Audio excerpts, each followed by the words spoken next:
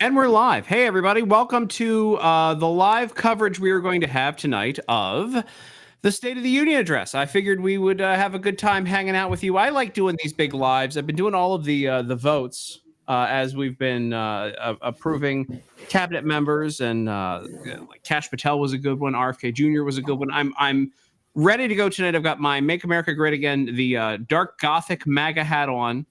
And we may switch around to different feeds here as we so choose. Now they're calling it. They're really pushing the joint address to Congress. Why are they not calling it the State of the Union? Have you noticed that they've been saying that more and more this time instead of the State of the Union, EJ? Yeah, I mean, I guess this is a pseudo State of the Union, right? Like it's not an official. I don't know. Whatever. I mean, Yeah.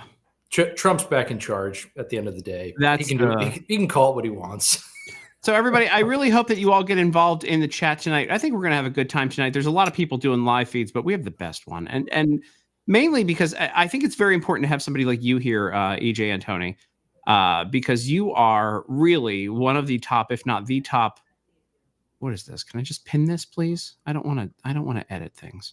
The top economic expert that I know.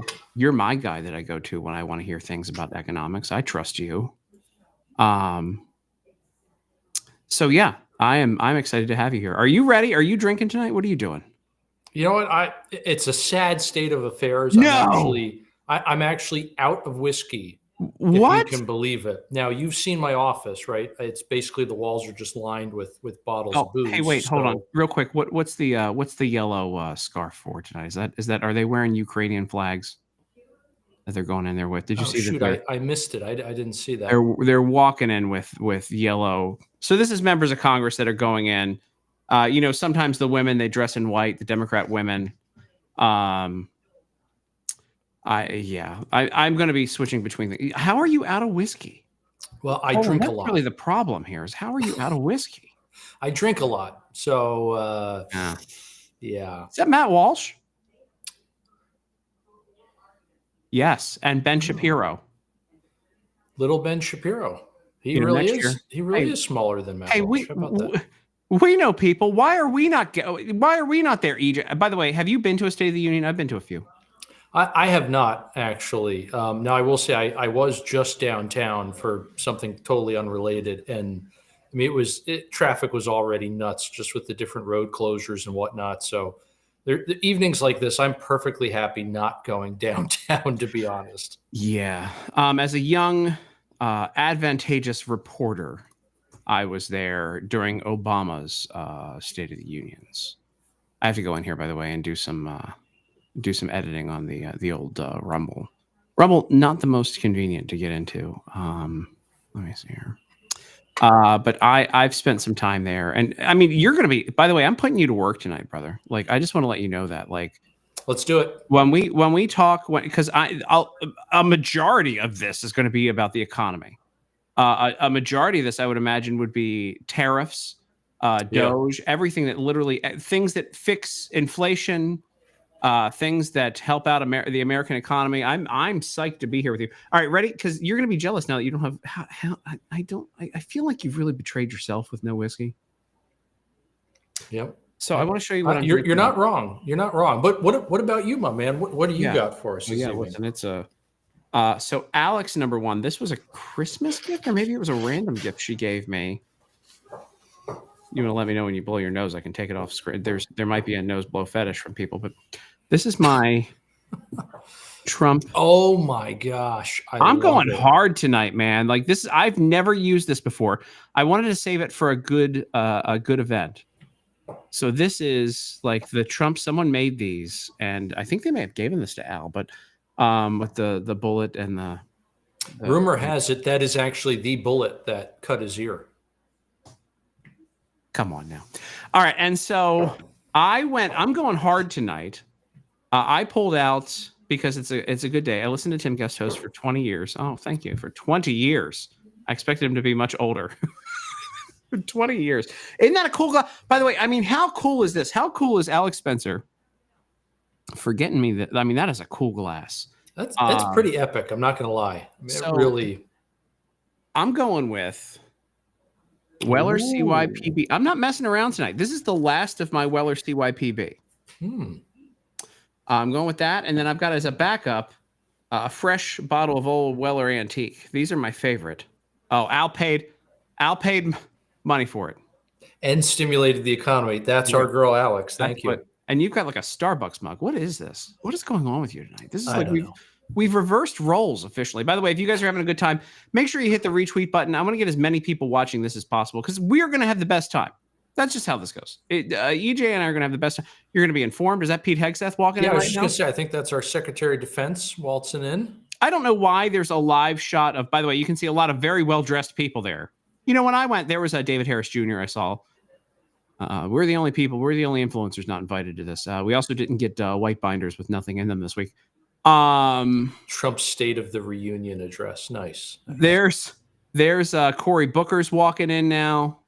Look, they are. I fully expect. By the way, do you expect any outbursts from Democrats? I think we're going to see I think people think they're going to get famous off of this. Yeah, that's what it sounds like. Oh, there's our Treasury Secretary, Scott Bessent, coming in. That's your expertise. See, you nailed it already. You're already locking it down with your expertise. No, I do think we're going to probably see a lot of shenanigans. I mean, you think about how just insane these different Democrats were the first time around, and now, I mean, the fact that Trump has gone. I mean, he's going balls out at this point. No holds barred. I think that they're only going to step up, not just the rhetoric, but the different outbursts and everything. I think will be much worse this go around. Oh yeah. By the way, my money's on Dallas's own Jasmine Crockett being the one who makes some sort of mouthy.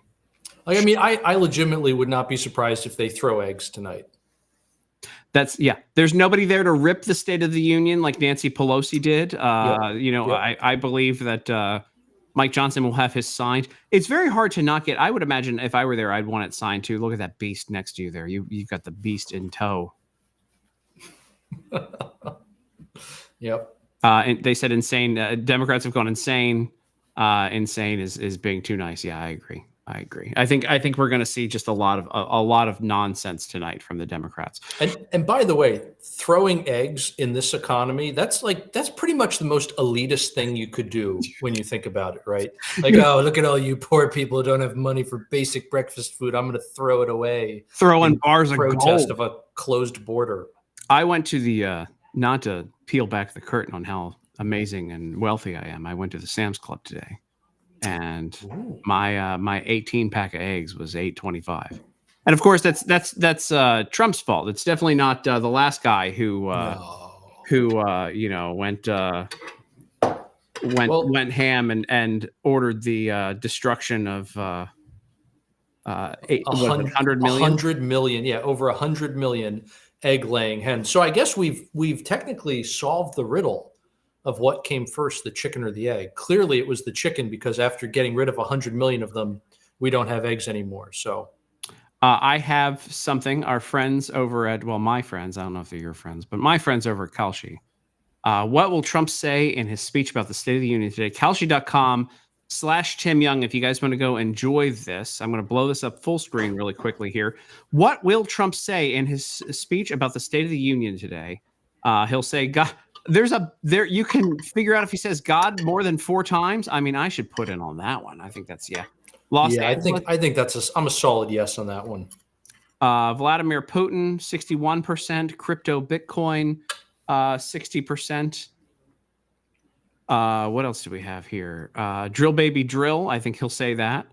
Biden. I don't think he's going to mention Biden. I think that's the one. I think that's your long shot.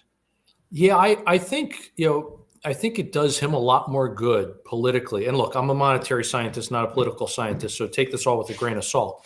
But I think it does him a lot more good to make the last administration, the scapegoat, so to speak, as opposed to saying Biden, right? Don't personalize it. Just make it, look, the people who were here before us, the last administration, it's the deep state. It's all of those amorphous things, right? Yeah. I think that's just as effective as calling out Biden. Because frankly, the problem is much bigger than Biden. Biden had his handlers. Biden was essentially incapacitated for 4 years. He wasn't really the president in any meaningful sense of the word. Yeah, no kidding. By the way, this is really fun. This is why I like Kalshi, by the way. For those of you guys playing along at home, you can go over to Kalshi.com. You can play along at home on Kalshi.com right now, Kalshi.com/Tim Young. Go Is over Ukraine it. on the list, Tim? Yes, I believe I just saw it there. Hold on. I'm retweeting. If you guys want to hit the repost button, that'd be great. I did see there's Zelensky is at 75%. Mm-hmm. Hell, there's Greenland at 31. TikTok I think that's going to be in there. Pam or Bondi, Kamala. I wouldn't put money on Kamala. No, I don't see Ukraine. I see Zelensky. Oh, that seems like a layup. Yeah. Where is Gaza? There's 82% for Gaza. By the way, you can see the markets are going nuts right now. Mm-hmm. Everyone getting in on this on Kalshi.com. Again, just Kalshi.com, but Kalshi.com/Tim Young. Make America Healthy Again. Rigged. Kamala. January 6th. Ivanka. Is it 70%? Make America Great Again 4+ times. I don't believe he would do that. Sam Altman, Epstein. Ooh, that's a long shot there. McDonald and Dogecoin, but no Ukraine. Interesting. Yeah. Huh. Interesting. So now let me ask you, since I'm a neophyte to these things, how does this work? Oh, there it is. Sorry, right at the top. That's why I missed it. Oh my gosh. You know what? I don't think it was there. I think while we were talking, the market responded in real time. That's what happens. All these people that are watching went to Kalshi.com/Tim Young. What were you going to ask me that I don't know the answer to? So you shouldn't answer. I was just going to ask you, like, how if you or I wanted to say, all right, let's create Ukraine or Moscow, since I don't see Moscow on the list now. Oh, no, that's Mexico. Yeah. If you and I wanted to say, okay, I want to create a bet on something like Moscow, how do you actually go about doing that? Why are you asking me that? Because I don't know. I want to know how to do this stuff. Because why don't you tell me how to do it? You go into the system and do that. I don't know. You put it down. I don't listen. Hey, look. All I know is I'm not complex, friend. I just go in and I drop the money on what's already set up for me there. I don't. That's a lot of work you're asking for there. All I know is I'm looking at Ukraine and realizing that Kalshi is selling dollars for 96 cents right now. Yes. Okay. I mean, that's kind of how, like, Canada's obviously going to be there. Mexico's obviously going to be mentioned. Israel's obviously going to mention. America first. These are obvious. Governor Trudeau. What are the odds he gets not only mentioned, but specifically called Governor Trudeau? Oh, that's, I mean, yeah. I think that's a lock too, but that's again, that's something you could throw in there, right? And just, you've played with this, haven't you? Yes, you have. No, I like looking at sites like Kalshi. I use Kalshi a lot for when I want to get the pulse of like, what's the collective wisdom of the market, which is basically what these things by reflect. The way, always right. Like, I mean, I don't want to say it, but like, yeah, because this is people actually putting money where their mouth is, right? This isn't just simply, people spouting off on TV. It's not one of the talking heads. It's not even people screwing around with the answers they give to a pollster or whatever. I've never even met a pollster. I've never seen one. I've never talked to one, but whatever. This is, again, actually people putting their money where their mouth is. It's not even people saying, I hope this happens, or I wish this would happen. It's people saying, this is like what I'm willing to put money on. And there's Newt Gingrich. Yep, Newt Gingrich, and Callista was just ahead of him. And there's a guy with an unfortunate hairline who's reporting. Who do we have coming in here? It looks like some security. It's Santa Claus. I knew it. Santa represented there today. By the way, what was your favorite moment? And we're going to go back to this, obviously. Pollsters are an urban legend, says Alex Spencer, who is downstairs watching us live while this is happening. What was your favorite moment in State of the Union history? Mine was Rush Limbaugh getting the Presidential Medal of Freedom. I thought that was incredible. That, you know what, that might be it. And just Tom Homan. There's the man walking in right now. There he is. Look at that, the high fiving people in the way. What a let me tell you something. Not less than, I'd say, 6 months ago, I'm at the Heritage Foundation listening to Tom Homan speak, and I'm like, man, I wish he was going to be in. in office again to clean up our border. And there he is, like high-fiving people walking in. Man, that's a... We need the like a soundtrack, like The Boys Are Back in Town, just playing in the background here, you know? Some walkout music. I mean, this is what a time. We need walk-up music for all these different cabinet members and administration officials. And of course, and then just like circus music whenever the Democrats or the rhinos walk in. I always like the baseball thing where they have like no music and it's just like, all right, when it's the opposing team, they're like, well, here's Chuck Schumer and also Nancy Pelosi's here, and then the music hits for the other team. So the yellow, I'm gonna guess that the yellow scarves are like a pro-Ukraine thing. Probably. Isn't it amazing how they're like all these folks, again, whether it's Democrats or the neocons, basically anybody who's a warmonger, they will jump at the chance to dress in the colors of another nation's flag, but heaven forbid they wear anything red, white, and blue. Heaven forbid they wear, an American flag lapel pin, or they wear anything stars and stripes, whether it's a scarf or a tie, you name it. It's incredible. It really is. There was Harriet Hagerman. See, I can start naming people that are in the, like, I know Harriet Hagerman from when she beat Liz Cheney. I mean, that's a hero right there that just got no recognition from this live feed that went through. Was that really the biggest stomping an incumbent ever took from the House of Representatives? Is that true? Yes, I believe it was. That's incredible when you consider that being in the House, incumbency is such an advantage. It's something like over 90% of incumbents win re-election if they run. Dead people have performed better than Liz Cheney did. It's staggering. It genuinely shows you what a horrible, horrible representative she was for the state of Wyoming. By the way, I just I can say this here, and I don't know how many people are watching or not, but I just got a completed contract, my friend, and you're not the only Heritage Fellow on this stream anymore. I am now officially, I just literally got a completed contract. I have officially signed on to be a media fellow with the Heritage Foundation, and I am so excited to be a part of the team. It's an honor.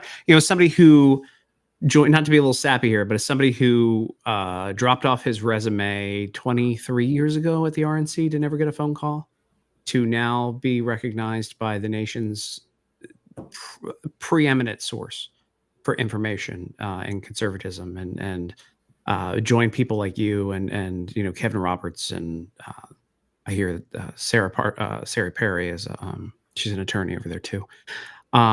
It's really an honor to be recognized by the organization, to be able to help move conservatism forward and move the right forward. And so now we need Frank Sinatra's "My Way" playing in the background. It really, like, I will laugh it off here, but like it means so much to me to join that organization. And hey, welcome aboard, my man. Seriously. Yeah. So there we go. Enough of that. Let's go back to this, because I don't want to get all warm and fuzzy there. But here we go. So what will Trump say in his State of the Union today? I mean, again, Ukraine. Like, again, you want to make 4 cents? It's an easy 4 cents to make right there. 96 cents or $1 there. Yep. But Gaza, 80%. Who the heck is taking the other side of that bet? I mean, really?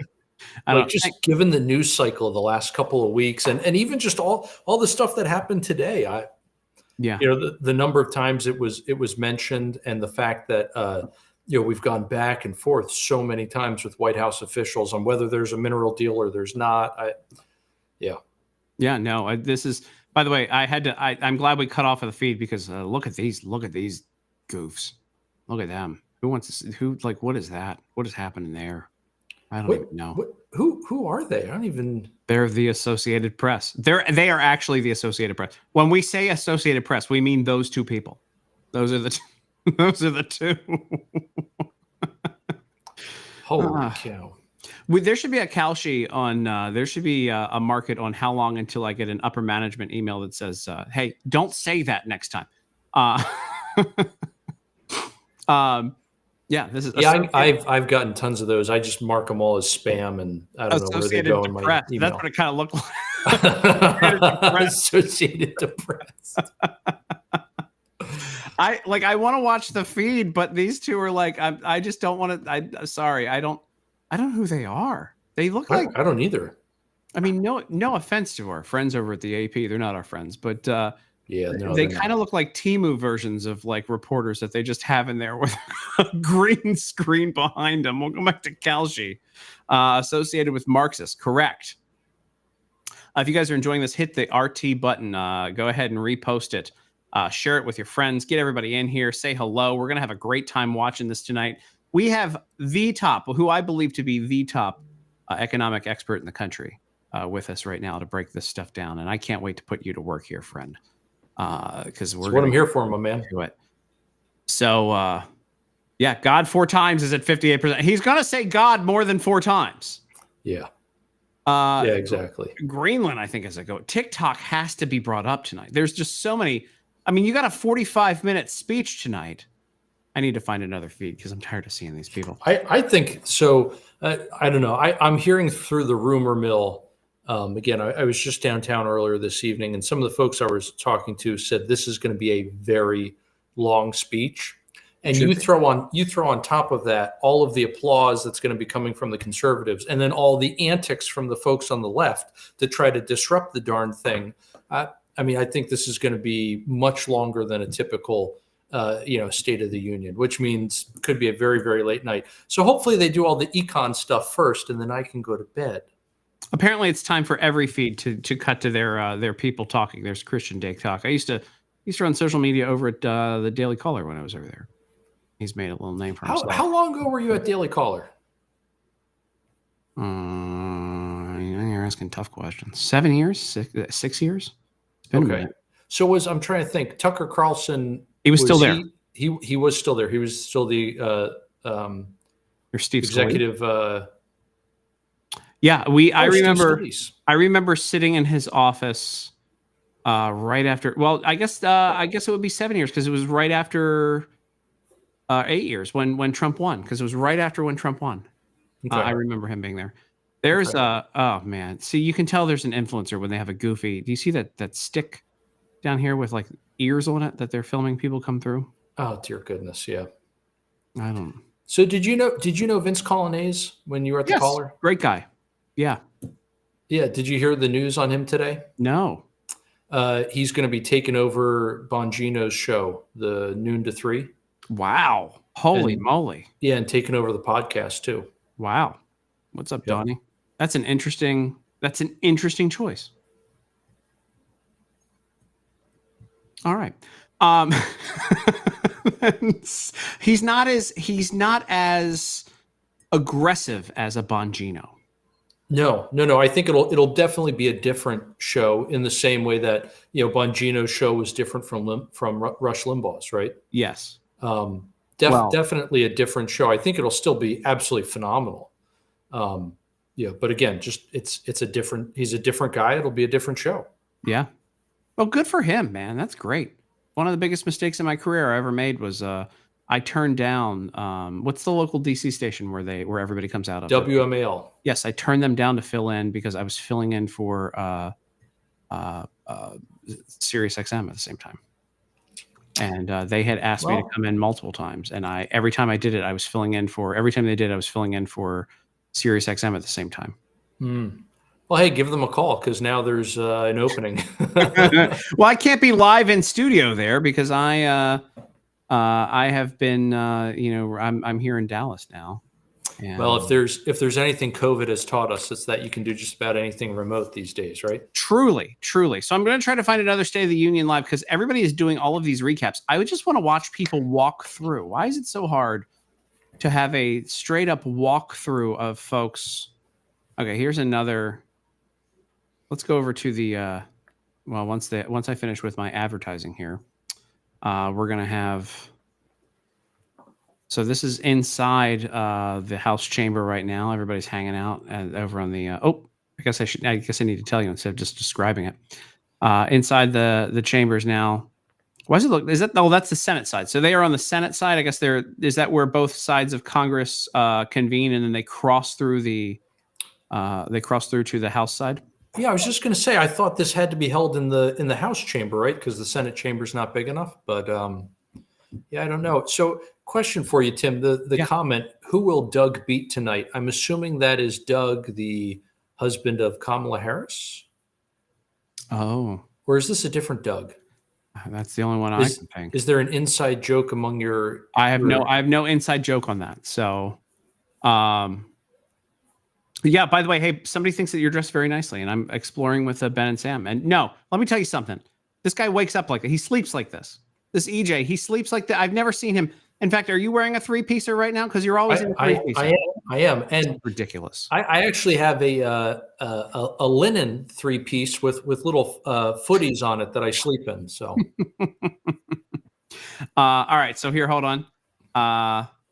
We have Trump right now. See, this is what we can do. We can jump around to all the feeds coming through. This is the White House, live at the White House. Any moment now, Donald Trump will be getting into the beast and heading down. Looks like they're starting to load up here. People are coming out. There's a guy with a big backpack. Here we go. Donald Trump looks like he's about to unload into the beast and head on over. Again? This is so critical to our economy. This is critical to Trump. Again, he's laying out his policy now as president of the United States. It's going to be I think we're in for an hour. more than that, I think. Again, with all of the interruptions that we're going to have, both positive and negative, we're going to have all the applause from the conservatives, and then you're going to have all of, I think, the antics from the left, the crazy leftists that, it doesn't matter if it's throwing eggs or it's booing or taunting, holding up signs, whatever. I mean, it's just, it could be a long night. It's going to be a fun long night, and that's really what I'm up for here. Is I think we're going to have a really great time watching this. Is he coming out? See, we got all these. Do you know who any of these guys are? It's all these. It's a lot of media, I think, that's coming out right now. Yeah, no, I'm such an outsider. I know nothing. I'll be brutally honest. We have, so between the three different feeds that I have up, so this is inside the Senate. There's John Cornyn. This is inside the Senate chambers, and Tim Scott's in there. Mm-hmm. And then, of course, we have lots of reporters. Shout out to all the reporters. Then we have this like stagnant camera here, where it's just kind of like, I mean, they should wipe the screen there. It looks a little murky there. And then we've got the outside the White House right now. I tell you what, I think we're the best feed right now. All these other feeds are just sticking on one thing. You get to see all these reporters at the same time while you and I are going through this. Here we go. Open doors. Can I just ask you something? If you were to hear, if you were to hear a lawmaker say to an American, "Go back to Africa," right? Yeah. A United States representative, I'm just reading this article real quick. If you were to hear a United States representative tell an American, "Go back to Africa," who do you think is saying that, and to whom do you think they are speaking? Well, right now, I would say AOC to Elon Musk. Okay, you are 95% right. It was a Democrat. Velazquez, am I saying that right? Velazquez? Yeah. Yeah, from New York. Yeah, said it to Elon Musk. Yep. I'm so lost right now. Am I missing the live scene? There's just cameras everywhere, by the way. It's one day when I grow up, I hope. Oh, here we go. Okay, so the doors are getting officially opened here at the White House. There he is. And there they are, the beautiful First Lady and our president. Two people who don't age, by the way. And Trump looks, is it just me? And not to be commenting on a man's physical appearance, doesn't he look thinner? He looks like he's lost weight, like he's gotten in like better shape. Yeah, I would not be surprised. In all sincerity, I would not be surprised. So there he is. He's loaded up in the beast, and they are. I mean, I think this is going to be the most important speech he's ever given. Yeah, I agree. His inaugural was obviously up there, but yeah, I agree. It's not even the official State of the Union, and it's already the most important one. Yep. Yeah, you're right, Tim. And I mean, look, he's got a tough task before him. I think, at least on the economic side of things, he's going to have to walk this tightrope, in my opinion. Where on the one hand, he's got to acknowledge the pain that the American people have gone through. Right, for the last 4 years, basically, we've just been told over and over again, it's all in your head. Your pain isn't real. You know, don't listen to or don't believe your lying eyes. Don't believe your empty wallets. Everything's fine. The stock market's great. GDP looks great. You know, and so he's got to say, no, that was all lie. Your life does stink right now, right? We're in a cost of living crisis. It's terrible. So he's got to acknowledge the reality of where we are, but while at the same time giving a hopeful message, you know, explaining to people, look, things are terrible now, but they can get better. And that's tough, right? Because I think you swing too far one direction or the other, and you risk either minimizing people's pain or you risk diminishing their hope. So again, it's tough that he's got to walk a fine line. And you know, I love the man, but I don't know if he is. He's not exactly known for working with a scalpel, right? His preferred tool is a sledgehammer on the end of a chainsaw. Or hold on, a meat axe. Remember, it said that the left said that he's got his meat axe now when he goes to cut the budget, and when Doge comes out. So yeah, you get that meat axe. What was it? Who said that? Was that was our friend Chuck Schumer? I believe it said that. Chucky. Old Chucky. Yeah, Chucky. I'm by the way, I'm excited that you guys are joining us right now. Oh my gosh. Let me tell you something. I'm going to shout this guy out. This is Tom from Fox 5. He is a longtime reporter from Fox 5. And he's awesome. And I'm glad that he's getting the recognition and getting the national hit right there. He is a brilliant. He's one of the best old school reporters that's around. He loves Far Side comic books and the comics, and I like that guy. All right, hey, welcome everyone who's just joining us right now. Thanks for sharing this. Shell, thanks for being here. Jim Bob, thanks for being here as well. We're gonna get through all this tonight. Economic expert, the top guy, I think, in the country to be with me tonight. You know, it's just me. I'm a dummy. Right, I just know how to comment on media, but this guy above me right here, that's why I've placed him currently above me. Not only does he wear a three-piece suit. Well, you're no dummy, that's for sure, Tim, but I appreciate the kind words. Tim and Trump tonight doesn't get better this. Yes, it does, because we have EJ with us as well. He's drinking water. And by the way, somebody said earlier, Tom Fitzgerald, by the way, Tom Fitzgerald. And he has been a longtime reporter over there at Fox 5 in DC. Deserves all the credit. I don't care when they're just doing this, by the way. Now that I've shouted out Tom, we'll go back to the Kalshi odds and what Trump may or may not say tonight. Kalshi.com/Tim Young. Again, Ukraine is now it'll top out at 99%, correct? At some point here, these predictive markets. So here, Tim, here's one of the things that I was really surprised at on election night. You know, and Kalshi again was a great early predictor in terms of Trump's win, but it topped out at like 97, maybe 98% for a really, really long time. Now I didn't stay up till 3 a.m., which is probably what a lot of folks were waiting on. They were afraid of another 3 a.m. ballot drop like we had the previous go around. So I don't know if maybe that's what was holding the last few percentage points at bay. But yeah, I have to imagine it tops out at 99, because if it's 100, then the way the math would work is the one end, your rate of return goes to 0, and on the other end, it would go to infinity, which obviously makes no sense. So. Yeah, it can't be infinity. By the way, a shout out to Exploring with Ben and Sam. You might be our only YouTube. I'm surprised we haven't been just banned from YouTube for some of the things that's been said on here on these lives. But I'm glad that everyone else is joining us here. Liz shouting out other people in the chat here. Shell and Rob are hanging out. Everybody's hanging out here. Liz partying it up, red, white, and blue. If you guys are here, if you want to drop a American flag in or a MAGA into the live chat, I'd love to see it. Hit that repost button as well. I can't wait to see you guys, and hopefully I will be able to. Some of these feeds start to lag after a second. So we're back inside the chambers here, as I believe we're going to start seeing it. They are prepping. You can see from influencers to here we go. This is, I believe, the Senate is now officially beginning their Casual stroll over. I believe that's who's coming through here. Oh, no, it's the Vice President of the United States, J.D. Vance. Oh, he'll leave the Senate over. Correct. I can't wait. By the way, this is one of I think he's my favorite VP ever. And I can't wait to see his reactions this evening, because he has been my spirit animal through this whole thing. And every time I see him when he's reacting with Trump, it's like my reaction at home. He's breaking the fourth wall for me.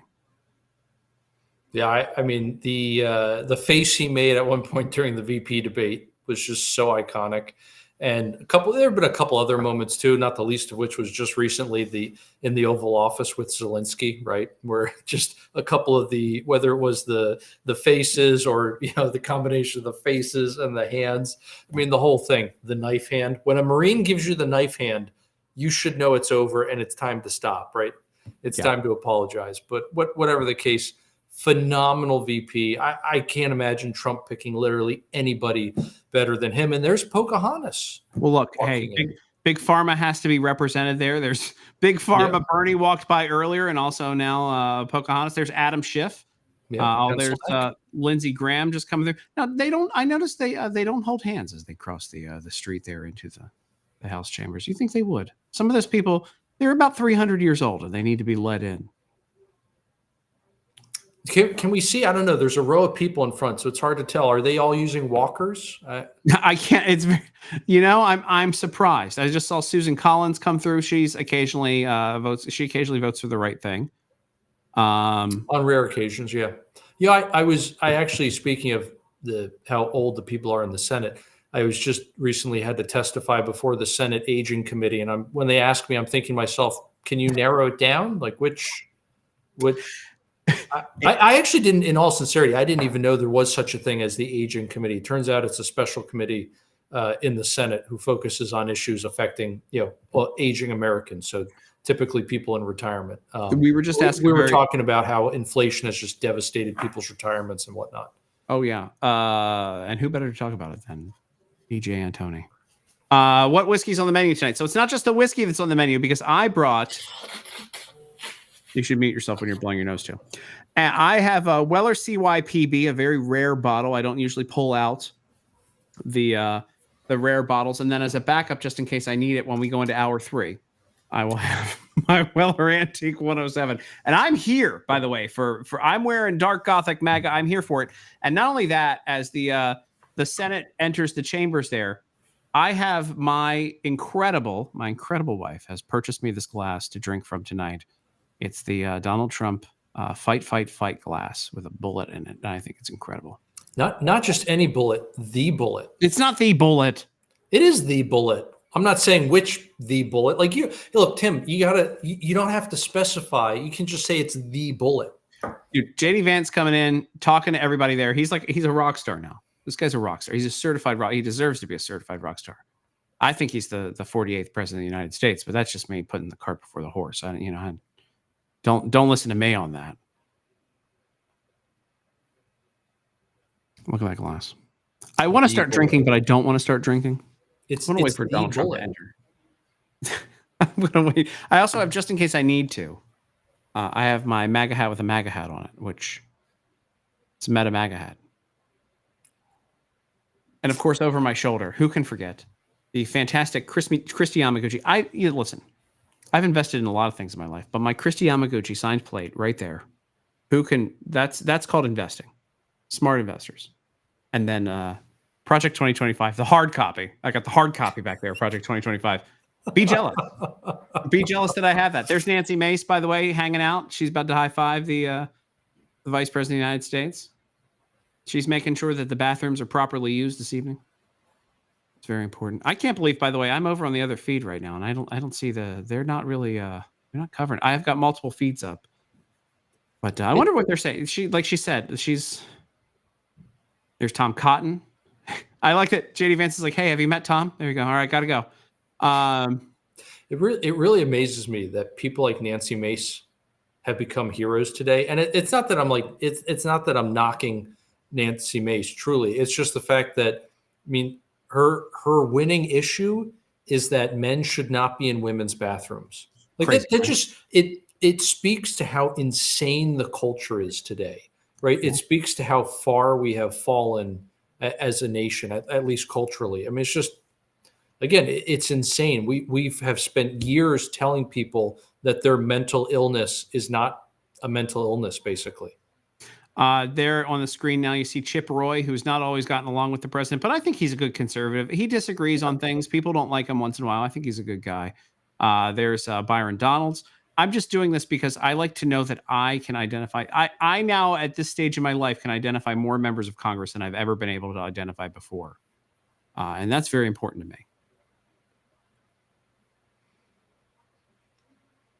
Dead air. Come on.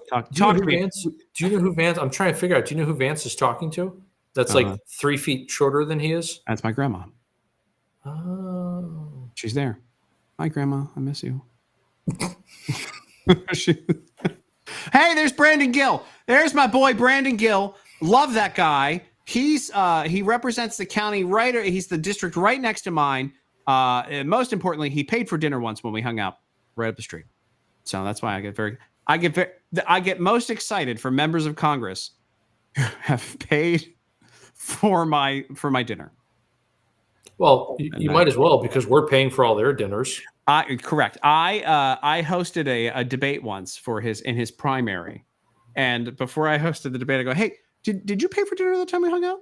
And he goes, "Yeah." And I go, "I like this guy," and that did not go over well with the Wise County, the people who were in Wise County who were waiting to do the debate, and we're hanging out there like, "You're biased towards him." I'm like, "Well, I mean, he did buy me. Like, again, he bought me."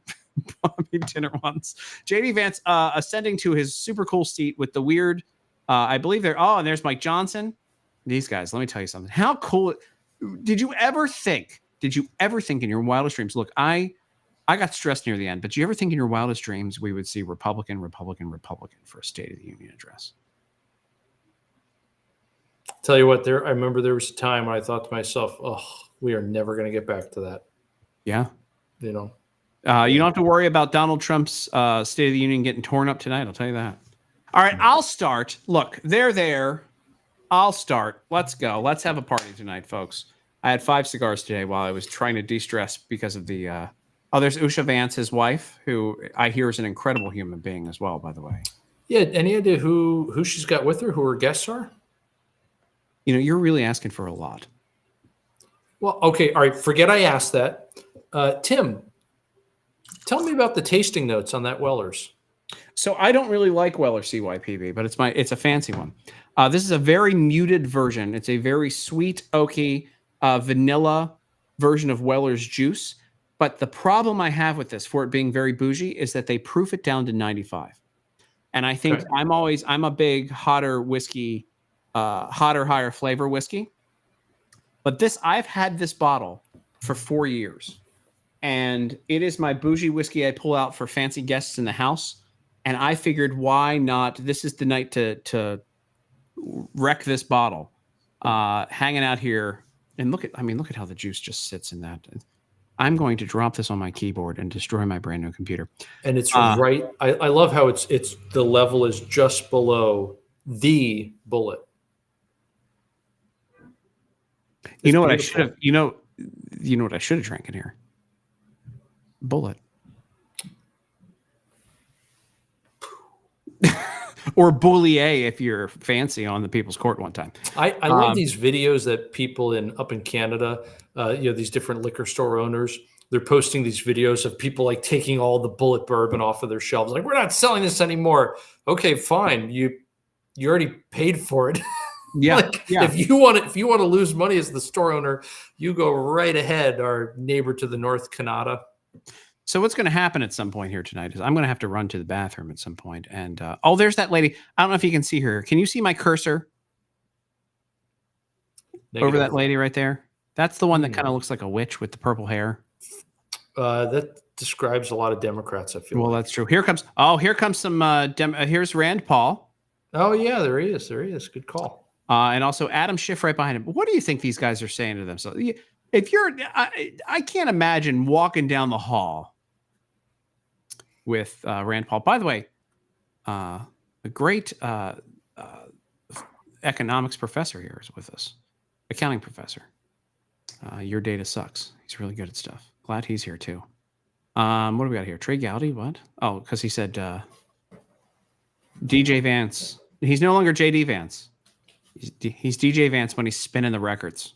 Mm-hmm. And tonight he might spin some up. There might be a thing there. All right, well, I'm going to do something that I've never done on a live stream.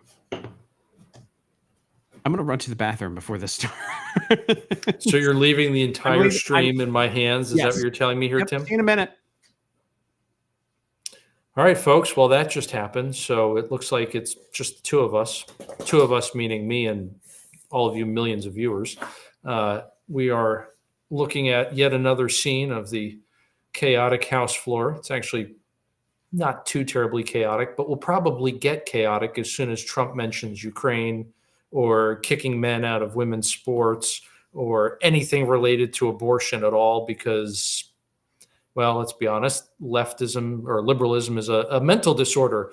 And if you touch any of those sacred cows, you will probably get epithets or at least eggs thrown at you. We'll see. I mean, unfortunately, this is just kind of the state of affairs. You have a pretty broad tent over on the right, where if you say to somebody, I'm a Republican today, they don't really know where you stand on a lot of things. They don't know where you stand on something like tariffs.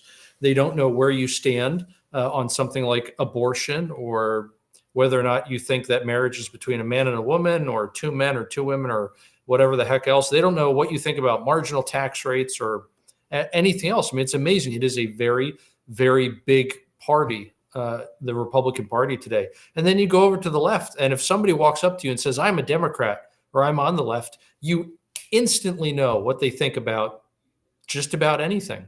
And you know it's going to be crazy. There's Elon Musk. I'm back in time to see Elon Musk. I don't know what you said, but yeah. There's Elon Musk has joined. And in his honor, oh, look, is he talking to that blonde lady? So let me ask you, Tim, given the fact that a Democrat earlier said, go back to Africa to Elon Musk, does that give you and I a pass to say Elon Musk is our favorite African-American? I've said that for a while, but there are a few other African Americans I like. A lot of them. I like a lot of them. You're trying to get me fired. I haven't even the ink is drying and you're like, let's see what he can say. Oh, is Alex in here now? Did she weigh in? Yeah. Welcome to EJ Runs His Mouth. Did you see this? Look, I'm not saying, unlike some people who think, he's the only good African American. I'm just saying he's the best African American. That's all. I don't know who this girl is. I probably should, but she'll be remembered for pulling up her top while the camera's on her. There's Kash Patel. That's I'm trying to think. There's Ivanka. There's Tiffany Trump above her. There's Eric Trump. Did you know for the longest time, Jared Kushner had only liked one tweet back when you could see tweets when people liked tweets. Jared Kushner had only liked one tweet for like 2-3 years, and that tweet was a one of mine. Wow, I'm very famous and influential. Yeah, I'm very. I know I'm going places. You are an influencer, after all. Who is that standing next to Don Jr.? I'm going to break a rule here and go back. So I saw obviously Eric Trump and his wife next to him. I saw Jared and Ivanka, and then Tiffany Trump, but I couldn't tell who that was, the woman next to Don Jr. I wonder if that was that the one attorney? I'm maybe not sure. Hold on. Where are we at? Where's Don Jr. at? It could be. Oh, Alina Habba? Yeah, is that who that was? No, that looks like Megyn Kelly. Really? Next to Don Jr. up top there? I think that's Megyn Kelly, friend. Really? Yeah. Oh. Okay, yeah. I'll take your word for it. I wanted to let you know that I made it back very quickly from the restroom because I didn't wash my hands. All right, here we go. By the way, most uncomfortable seats ever are the gallery seats. Really? See that Liberty Bell right there? That's actually an advertisement for the Heritage Foundation. They have it right there. Mm-hmm. All right, here, hold on. I think we're about to hear something. The chair appoints as members of the committee on the part of the House to escort the President of the United States into the chamber the following: the gentleman from Louisiana, Mr. Scalise; the gentleman from Minnesota, Mr. Emmer; the gentlewoman from Michigan, Mrs. McClain; It was Laura Trump. the gentleman from North Carolina, Mr. Hudson; the gentleman from Pennsylvania, Mr. Reschenthaler; No, Laura the gentleman from next to Utah, Eric Mr. Trump. Moore; Yeah, I thought so. the gentlewoman from I'm Indiana, considering Mrs. that Houchin; the gentleman from Oklahoma, Mr. Hearn; the gentleman from New York, Mr. Jeffries; the gentlewoman from Massachusetts, Ms. Clark; the gentleman from California, Mr. Aguilar; the gentleman from California, Mr. Liu; the gentleman from Colorado, Mr. Neguse; the gentlewoman from Washington, Ms. Delbene; the gentlewoman from Michigan, Mrs. Dingle. The President of the Senate, at the direction of that body, appoints the following senators I'm as so members excited for this, of by the the way. committee I'm so on the excited part for of the Senate to escort the President of the United States I am into the stoked. House chamber. Now, Tim, I'm going The to senator from South take a break Dakota, for a Mr. second. Thune. All right, I'll The see you in a senator minute. from I'll Wyoming, let you Mr. back in a second. Barrasso. The senator from Arkansas, Mr. Cotton. The senator from Oklahoma, Mr. Lankford. The senator from West Virginia, Mrs. Capito. The senator from South Carolina, Mr. Scott. The senator from New York, Mr. Schumer. I'm very excited about The this. senator Are from we- Illinois, are Mr. we- Durbin. Yeah, The senator from we never Minnesota, left Ms. constitutional law, but Klobuchar. we're going back. The senator from New Jersey, Mr. Booker. The senator from Wisconsin, Ms. Baldwin. Truly, Jim Bob. I wish there were 50 U.S. The members of the right now. escort They'd be committee working will overtime. exit the chamber through the lobby doors. Everybody agrees with Jim Bob there. Absolutely. I mean, they'd be working overtime. We will leave there. you now to watch as the joint session of Congress. I don't want to hear them talking. All right, so they have now appointed the people. Again, this is back in the day, I believe less than 100 years ago, this was not delivered in person. It was just in writing. I have a collection of State of the Union addresses actually. So this is going to be quite fun. You're going to see me mark out, as they say in pro wrestling tonight. I'm going to be cheering along for Donald Trump. I'm going to be cheering along as JD Vance. I'm sure he's going to laugh at some point at something that Trump says. He is literally, here we go. Here they come in. I don't want to hear any commentary from the people who are getting the feed from.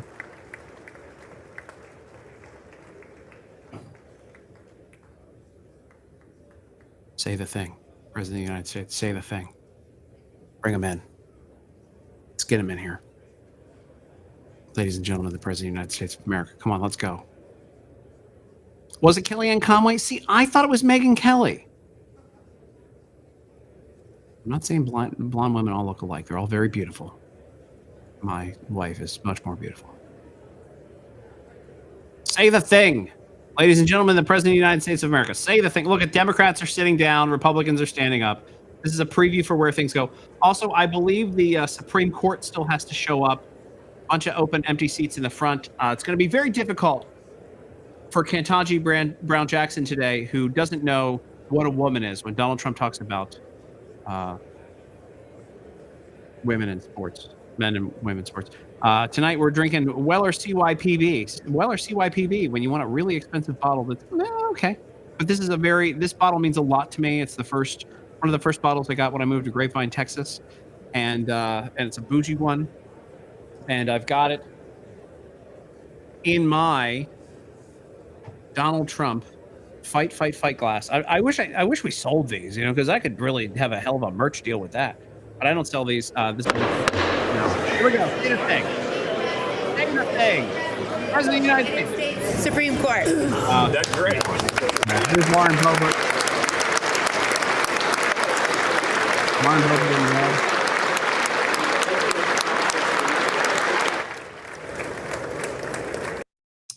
Lauren, here comes the Supreme Court. There's Sotomayor and Roberts. I was going to say Rogers. I should say, hey, there's Rogers. And back with us now, E.J. Antoni. The Supreme Court's coming in again. It's going to be really hard. Amy Coney Barrett there. Justice Kavanaugh. Is Ketanji Brown Jackson not there? Did she miss? Is she okay? Is she boycotting? There's Brennan. It's Brennan, right? He's the other one that's still. Brennan. No. No, who'd you mention already? Oh, Breyer, right? It's not Brennan, it's Breyer. Oh, Breyer, yeah, retired. Right. Yeah, Ketanji Brown Jackson's not there. No, I got one of the names wrong. Let's pretend that I got them all right, and we'll all seem like. Of course, you got them all right. Yes, of course. Yeah. MSNBC is on a 2-minute delay. Seriously, I was just told by Ozzy. Why are you watching MSNBC? How about that? That's a good question. If you want Tim's Trump whiskey glass, it's from the brand Ben Shot. And by the way, I'm not paid for that, so you know it's real. But I'm not paid for it. Yeah, but only Tim's glass has the bullet. All the rest are posers. If you guys are enjoying this, please share it. Go hit the repost button right now. Have a good time with us tonight. That's what I figured is if they're on a delay, it's so they can cut out what they don't want to hear. Yeah, exactly. Go hit that repost button. Let's get it to 25,000 and shout out again really quickly the right now over on Kalshi.com. By the way, I did that just as ads popped up on the other video. Kalshi.com/Tim Young. Get over there and get your last market wagers in to see what he's going to say here. Doja's up there. What's Ukraine up to? Is that saying 98%? 98%. A lot of women on the Democrat side wearing pink tonight. That's probably the first and last time many of those women will dress in anything that looks feminine in any way whatsoever. Sorry, I didn't share that. There you go. Yep. Everything I voted for and more. Absolutely.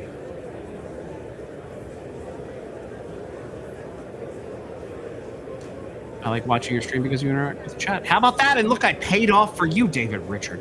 Or is it David Ricard? David Ricard. And again, what'd you miss? Nothing. We're just loading in all the elderly people. Last minute bathroom breaks. Is Nancy Pelosi there? I'm looking for Nancy Pelosi. I know that she's. Oh, there's Beth Van Dyne, my congresswoman, Beth Van Dyne, hanging out. Rich McCormick next to her with his beautiful, beautiful hair. I'm gonna thumbs up to everybody. And she's talking with Nancy Mace. I'm going to text her right now. There's Santa Claus again in the bottom right. I'm going to text her and be like, I'm live. I got my bingo card ready. You know, I would love to know what is on everyone's bingo card tonight.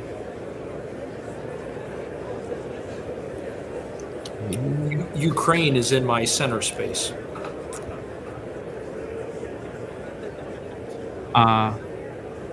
Hold on. She might actually get this text while I'm talking to her. So they are texting right now, and I might get a text back. Yes, actually, she did respond to me. There you go. She took a moment, laughed, and I saw her hit her phone, and it was me. There we go. Bravo, let me tell you something. It's like I'm in the room. You really are an influencer. I am. Let me tell you something. Blink twice if you're in trouble. Here we go. Everybody's just hanging out, having a great time. NATO, all right, what do we got here? okay, Jim Bob. Elon's already in there. Yes, he is. Elon is. Sorry, Shell. I didn't see that. I was busy. Of course, Ukraine is too easy. That's why it's my center space. You know how on your 5x5 bingo card, the center is your free space, right? So that's why I put Ukraine there. It's the equivalent of a gimme putt in golf. Yeah. What time is this starting? It should be now. They're waiting for him to walk in right now. Everybody's loaded in. I texted Beth Van Dyne, and I actually saw her respond to me on I'm not saying. Oh yeah, you see Al. Would have been funnier if you saw her check. I agree, and she didn't. But look, I texted her, and she responded to me live from the floor. That is. Sometimes we wonder where we are in life. I just texted my congresswoman while she was on air, and she responded to me from the floor. And frankly, that's the kind of relationship I think that all Congress people should have with their constituents, right? You should be able to contact your elected representative, and they should respond to you. I think that's what our founding fathers envisioned. I agree. But it used to be more like, you show up to Congress and knock on the door, and then That's Alex. That's the level of representation we deserve. Absolutely. See, she said it much better than I could. Tim got pulled. Yep. Well, this is also what happens when you donate millions of dollars to your congresswoman. I haven't donated shit. Hold on. I got. Hold on. Let's see here. I got to respond to somebody real quick and do a thing. I got to pay the bills, folks. All right. Uh-oh. All right. There we go. But yeah, I mean, what a hell of a time, huh? There's Joint Chiefs are hanging out. There's again Elizabeth Warren over in the corner. Big Pharma Elizabeth Warren. Pocahontas is back there. Oh, here comes First Lady Melania Trump.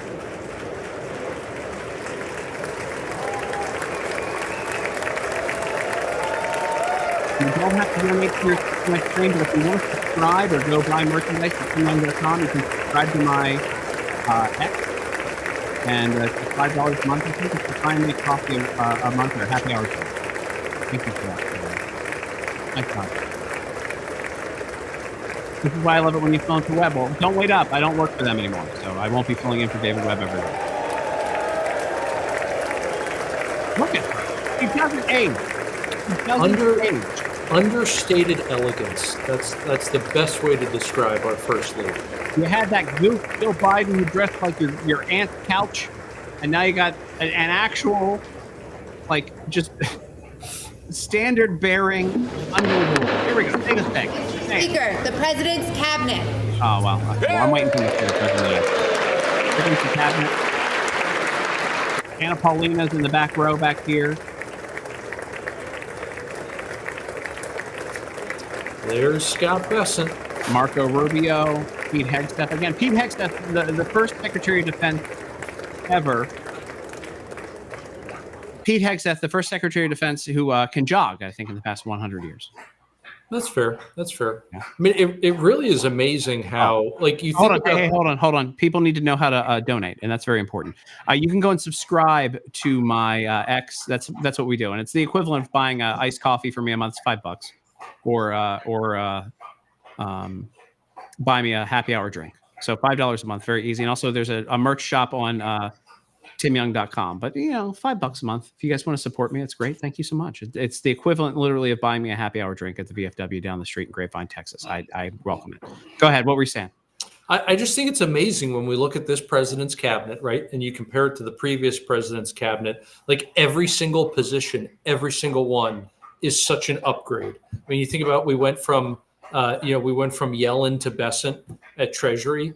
And again, like, I know Bessent, so I'm kind of plugged in with that, and I understand like how much better he is than Yellen. But it's true for Hegseth. It's true for Rubio. I mean, you can go on and on. It's true for Kennedy. I mean, really, every single one. Can I shout out real quick? Not to cut you off, but I need to shout out Sean Duffy, who. Not even, and there's your very last Secretary of Education, Linda McMahon. But Sean Duffy, yeah, I know. Sean Duffy, who not even, I believe, 12 hours into his tenure as Secretary of Transportation, had to show up to a tragedy. Yeah. I don't even think he moved a bobblehead into his office yet. And this guy shows up and represents our country in the face of tragedy in Washington, D.C. with that awful plane crash. Meanwhile, Buttigieg, how long does it take for him to get to Ohio after that horrific, after not only the horrific train accident that spilled all the chemicals, but then the asinine decision to light it all on fire? Oh, yeah. Well, he took his sweet time getting to that one. And remember, his first day in office, he took a SUV to about 4 or 5 blocks away, and then they unloaded a bike to make it look like he rode a bike into office. That's right, because nothing increases the gas mileage of your SUV like having it haul something extra, like a bicycle or whatever. More importantly now, that piece of shit Alex Spencer apparently doesn't follow any of these people, and all these people just want Alex Spencer to follow him. And this piece of shit that I'm about to get married to. I won't marry you, Alex. If you don't follow Shell and Jim Bob. That's it. There's Tulsi Gabbard just walked in, by the way. Again, like an incredible cabinet. The great people. Doug Burgum. Yep. I can name them all. Yep. There's Mark Wayne Mullen hanging out there. Oh, there's Brooke Rollins, right? AG. Is that asshole from Pennsylvania wearing a hoodie and gym shorts tonight? Is he there? Have we seen him yet? Fetterman. Have we seen him? There's a very good chance. Yeah. Oh, there's Pam Bondi. I don't have a drink word for the Democratic rebuttal because I feel like I'd be drunk. Yeah. Look at this. Alex is now the star of Our the democracy. There you go. I just followed them. Please wed me. I don't know. My congresswoman just responded to my text from the floor of the. I mean, again, we can clip that. Get your staff to clip that, Alex. Thank you so much. There's RFK Jr. That's a man. Look at that guy. How about an There's actual Lutnick. healthy Secretary of Health and Human Services? What a crazy concept. We're I mean, like just the fact that no one in Trump's cabinet is a man dressing as a woman is an upgrade. I mean, None of them have that's how stolen bad luggage. the last cabinet was. none of them have stolen luggage. There's Marsha Blackburn hanging out there. Yeah, there are no men stealing women's lingerie in Trump's cabinet. That's impressive. Yeah. That's where we are today. Can I just tell you the next time we do this, because I assume you'll be on this with me next year. You got a monster behind you. The next time we do this, we need to play a game called Who Can Name the Most Obscure Member of Congress in the crowd. I think that would be a hell of a game. We could put a crisp 20 down between the two of us, and it's like, who can name the most obscure member of Congress? I'm game. I'm game. Yeah. You'll probably win, but we'll still have fun doing it. Oh, so I now have the excerpts. I believe that has just been released. And one more time, I want to show this tab. Get in on Kalshi.com/Tim Young right now. There you go, Ukraine. Oh, it was just at 99, I think. Now it's down to 98. And it's going nuts. But Somebody wanted to lose money, apparently. I don't want to take people away from this feed. Let me see. I need to check my email because I was just sent that from one of my media people. But here we go. I do have excerpts. I can show this actually. So this is, in case you guys are wondering, I'll give you a little, I'll pull back the curtain a second here. This is what happens when you're in the media list. There is a White House releases excerpts from the President Trump's joint address to Congress. And here they are. They give you a couple of bullet points. These are, again, this is nowhere near the full speech. These are what the media office wants folks to see. And I'm happy to be on that list because I'm famous and influential, obviously. Or just a member of the media. We are leaving NATO. Oh my gosh. Can you imagine if he Does it say that? Well, that's what who was that who just said that?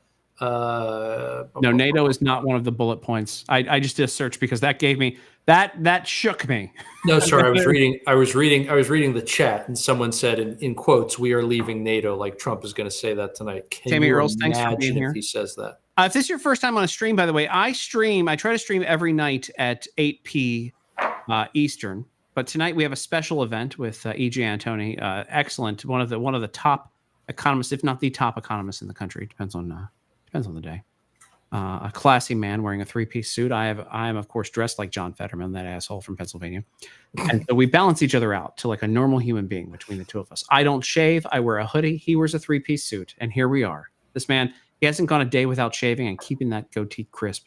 But me, I get a neck beard, and then I start to look like a hobo. And Alex Spencer says, "Hey, can you look like a human being for once? Maybe shower, maybe brush your teeth." But Tim, it works, right? Because you always have whiskey on your breath. So having, the other accoutrement, like the facial hair and everything, it works. It works for you, I think. Yeah. So here we go. I mean, again, and I want to show again this fantastic glass, the Fight glass. I don't get any credit for that. I love this. Alex Spencer got it for me as a gift one day at random. Let's see, by the way, I don't want to miss. Are they doing the thing yet? Or are they just hanging out? Okay, so they're hanging out talking, and they've got the cameras ready to go. I just don't want to miss. I'm not going to spoil it for you, but I've got a bunch of notes here. Oh, Joe Biden will be mentioned with the price of eggs. So that is a part of this that's going to happen. Natural gas pipeline in Alaska. Let's see, tariffs. Border and immigration is going to be mentioned. I want to hear about how we are going to confiscate the Yukon and Alberta from Canada, so we can just have a contiguous, land bridge all the way up to Alaska. We're just going to take that 51st state. I believe Marjorie Taylor Greene has the President Trump was right hat on. I think she's got the new crisp one on. I'm pretty certain actually. That's that you can see her down in the middle with the red hat on right there. And we are awaiting President Trump to come in. I'm waiting for him to say it. Ladies and gentlemen, the President of the United States of America. I better not miss it. Because I'm skipping around kind of reading the thing at the same time. They are waiting for it. Everybody's they're gearing up.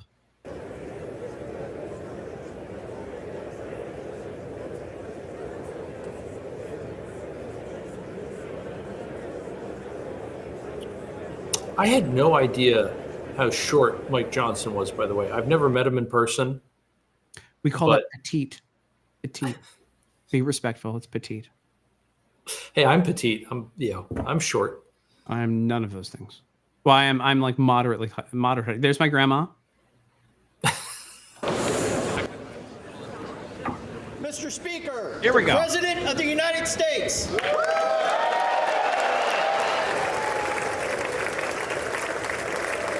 Again, we need background music, something like, Hail the Conquering Hero.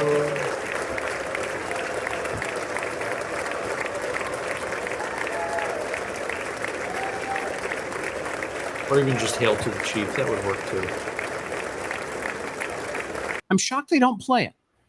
A rousing ovation for Donald Trump. He's coming in, talking to everybody. A lot of Republicans, obviously. There's Lauren Boebert. Look at her. Waiting to get a handshake in there. She got it. She did it, everyone. Is she asking for a selfie? Please tell me. Is that Boebert? Boebert is taking a selfie. She did that once at a production of Beetlejuice. It didn't go over so well.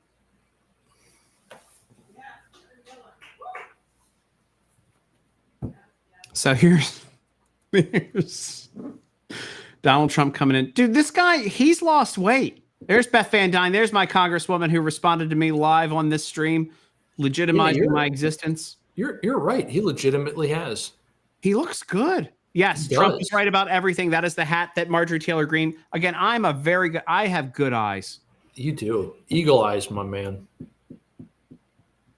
It's because I had to get these progressive lenses right after election day. I love the look Trump gives as he glances to the left at the Democrats. It's just so epic. Elon is actually in the gallery. He is up top, hanging out watching. He came in and sat down earlier with Trump's family. It would have been great if they had just taken Mike Johnson and Vance's seats and just pushed them a little to the side. Trump just rejected a hug from Nancy Mace. What? Is that what just happened? And he shook her hand. Really? I let Nancy Mace hug me. Sorry, Al. Last time I saw her, I got a hug. It's coming down. There's Chuck Schumer pretending to not see him. Oh, I don't know if Chuck can actually look up. There's Chip Roy. He's trying to just use his peripheral vision and not turn his head. I don't see anybody here. I don't see him. You know who he reminds me of? Burgess Meredith in when he played the Penguin in the old Batman. Oh, that's when you said Burgess Meredith, I knew it. That is such a good reference. Look at you. Here, I just thought you were good at the economy, but if you can pull 1960s Batman references out, we're best friends. Did we just become best friends? I think so. Sorry, Alex. This is going to be, and we're going to shut up during this, by the way. Trump is he's rocking out here. He's down. No Ketanji Brown Jackson again. She's not there because when Trump mentions women, it would be too confusing for her. She doesn't want to get stressed out. She's not a biologist. You can't. Yeah. It's very stressful. Guys, if you're ready for this, put an American flag or MAGA in the old chat and hit the retweet button. Let's get this feed up to 30,000, shall we? Let's get it up there. Tell your friends. Tell them to come hang out and have a good time with us tonight. We're going to have a great time hanging out here live on X. Can you imagine if they just took Mike Johnson's seat, moved it over a little, and then moved Vance's seat over a little and put a third seat in the middle and had Elon there? That would be. Can you imagine the reaction of the left? How epic that meltdown would be. We got some MAGAs. We got some American flags coming through. Let's go, baby. MAGA. There we go. American flags. Here we go. I don't want to cut this off. folks. Got another MAGA there. Let's go. I'm going to turn on the audio now and shut us up. And if you need to, here we go. Look, JD Van. I'm sure these folks are familiar. That is a thick binder that he's got. That speech, judging just from the binder on that speech, this speech is going to be, I welcome you to the next 28 hours of live State of the Union coverage. Donald Trump is ready to go, and I'm here for all of it. I appropriately went and used the restroom before this on the live stream. Bernie Sanders sitting down over there. He's worried about, Bernie Sanders and Elizabeth Warren are worried about their big pharma friends tonight. They're ready to do the Ozempic song as soon as this is over, just to make sure that they can. Look, nobody's standing up on the Democrat side because they're all petulant children. Mm-hmm. Come on, at least applaud the guy. Pathetic. No respect for the office, none whatsoever.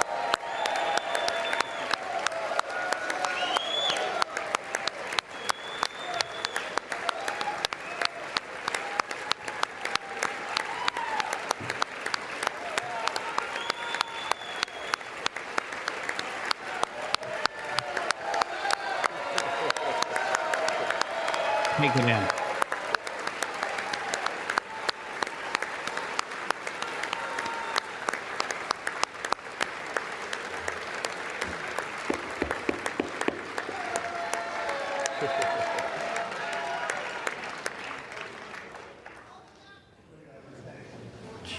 Speaker Johnson, Vice President Vance, the First Lady of the United States. We're on the third name and he's already interrupted with applause. We're going to be here forever. I'm here for it. Ageless.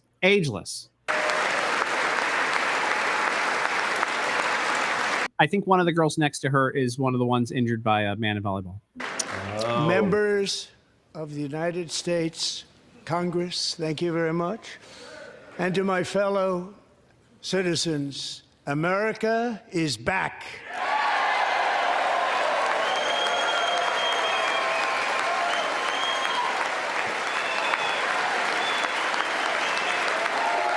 Only a horrible person would not support that. Look at Republicans chanting USA and the left silent. 6 weeks ago, I stood beneath the dome of this Capitol and proclaimed the dawn of the golden age of America. From that moment on, it has been nothing but swift and unrelenting action to usher in the greatest and most successful era in the history of our country. We have accomplished more in 43 days than most administrations accomplished in 4 years or 8 years, and we are just getting started.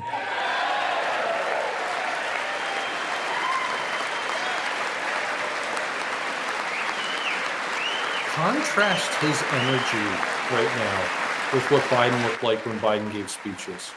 Oh, yeah. Thank you. I return to this chamber tonight to report that America's momentum is back, our spirit is back, our pride is back, our confidence is back, and the American dream is surging bigger and better than ever before.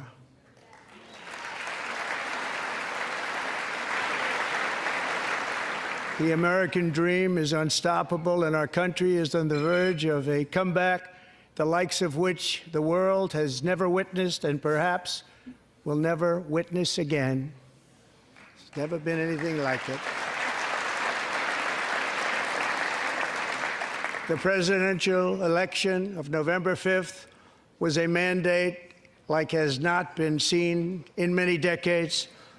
We won all 7 swing states, giving us an electoral college victory of 312 votes. Well, Democrats aren't going to cheer for that one? Oh.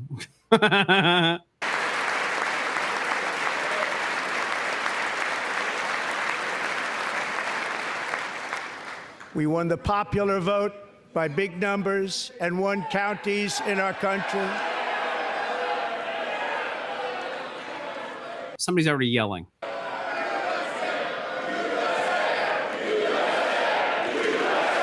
Okay, you're good to go.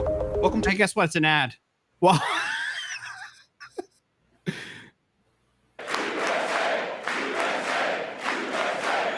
I don't know how the Democrats one can be county, mad. He's just saying, reciting facts. 700 isn't that Al Young? to 525 on a map that reads almost completely Green. red for Republican.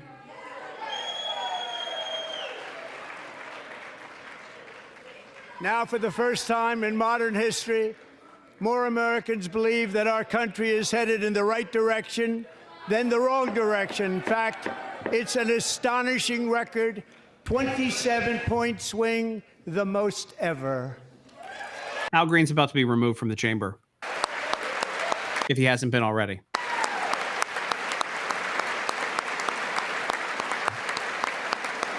I mean, he's literally just stating facts. Likewise. He's just.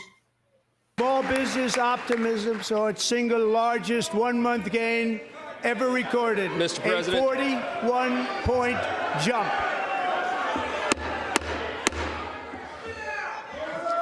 Members are directed to uphold and maintain decorum in the House and to cease any further disruptions. That's your warning.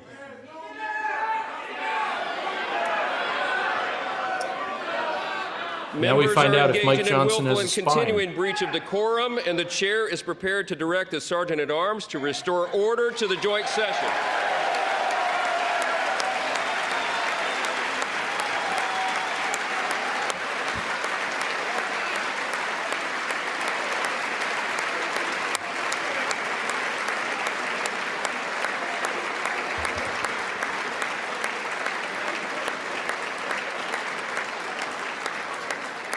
Mr. Green, take your seat. Take your seat, sir. Take your seat. Finding that members continue to engage in willful and concerted disruption of proper decorum, the chair now directs the Sergeant at Arms to restore order. Remove this gentleman from the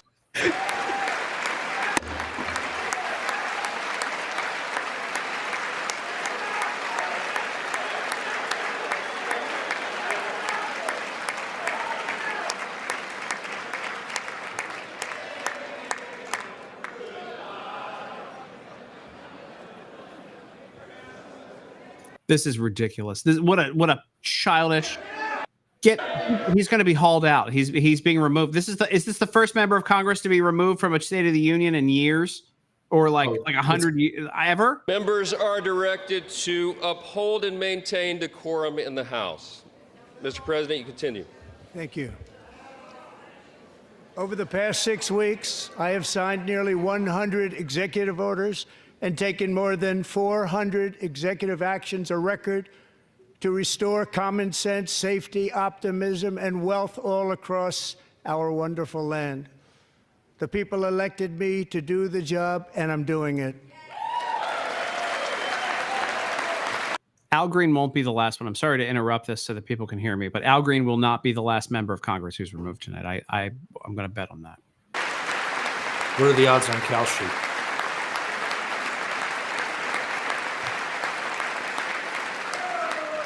In fact, it has been stated by many that the first month of our presidency, it's our presidency, is the most successful in the history of our nation. By many.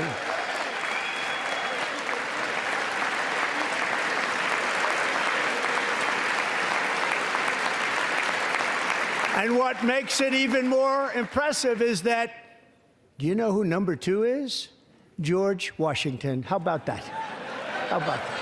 I don't know about that list, but we'll take it. Within hours of taking the oath of office, I declared a national emergency on our southern border, and I deployed the U.S. military and Border Patrol to repel the invasion of our country. And what a job they've done. As a result, illegal border crossings last month were by far the lowest ever recorded, ever.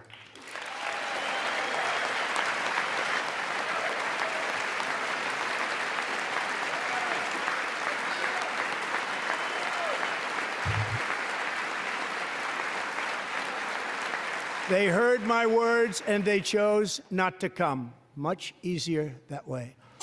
In comparison, under Joe Biden, the worst president in American history, there were hundreds of thousands of illegal crossings a month, and virtually all of them, including murderers, drug dealers, gang members, and people from mental institutions and insane asylums, were released into our country. Who would want to do that? This is my 5th such speech to Congress. And once again, I look at the Democrats in front of me, and I realize there is absolutely nothing I can say to make them happy or to make them stand or smile or applaud. Nothing I can do. I could find a cure to the most devastating disease, a disease that would wipe out entire nations, or announce the answers to the greatest economy in history, or the stoppage of crime to the lowest levels ever recorded.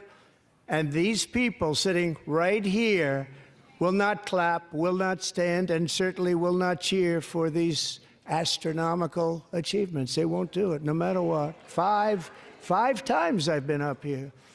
It's very sad, and it just shouldn't be this way. This is amazing. He's calling them out to their faces. I love it. I love it. Bunch of sourpusses.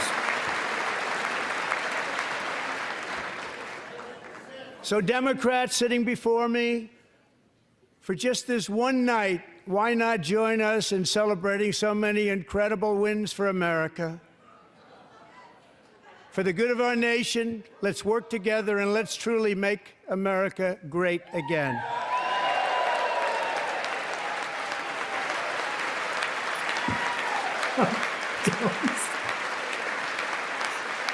Protect vet. What? Stupid paddles. Every day, my administration is fighting to deliver the change America needs to bring a future that America deserves, and we're doing it. This is a time for big dreams and bold action. Upon taking office, I imposed an immediate freeze on all federal hiring, a freeze on all new federal regulations, and a freeze on all foreign aid.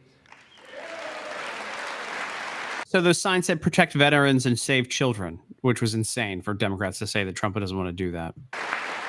The party that wants to abort all the kids. I terminated the ridiculous Green New Scam. I withdrew from the unfair Paris Climate Accord, which was costing us trillions of dollars that other countries were not paying. I withdrew from the corrupt World Health Organization.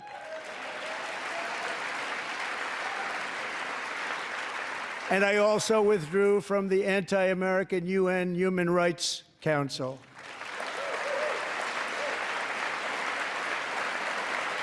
Where Iran was one of the people on the board. Biden's environmental restrictions that were making our country far less safe and totally unaffordable.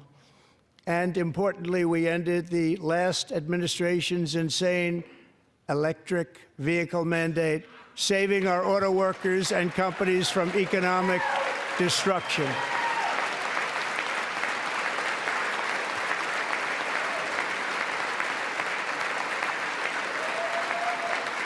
Lori Lorraine nailing it. To unshackle our economy, I have directed that for every one new regulation, 10 old regulations must be eliminated, just like I did in my very successful first term.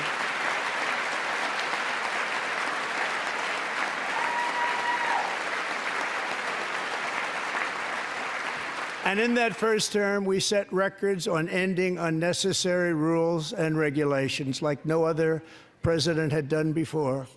We ordered all federal workers to return to the office. They will either show up for work in person or be removed from their job.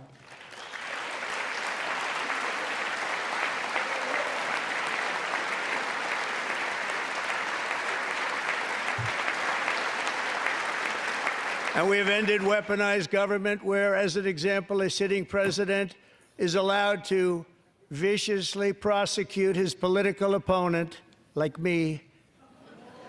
How did that work out? Not too good. Not too good.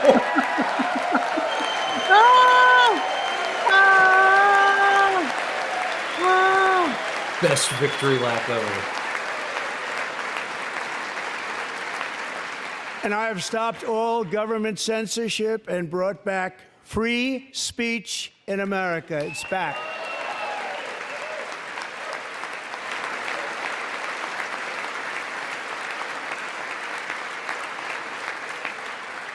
And 2 days ago, I signed an order making English the official language of the United States of America.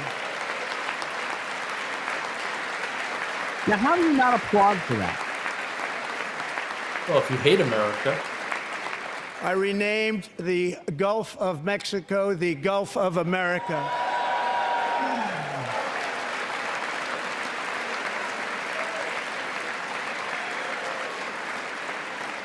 And likewise, I renamed, for a great president, William McKinley, Mount McKinley again.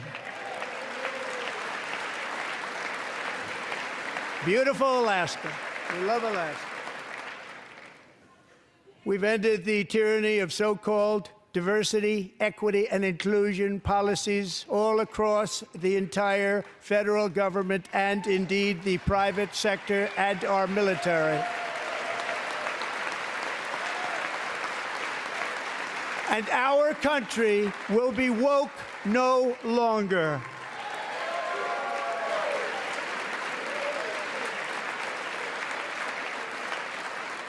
We believe that whether you are a doctor, an accountant, a lawyer, or an air traffic controller, you should be hired and promoted based on skill and competence, not race or gender. Very important. Imagine that. Imagine not cheering for actual equality. Yeah, You that's a should be great point. hired based on merit. And the Supreme Court, in a brave and very powerful decision, has allowed us to do so. Thank you. Thank you very much. Thank you. We have removed the poison of critical race theory from our public schools, and I signed an order making it the official policy of the United States government that there are only two genders, male and female.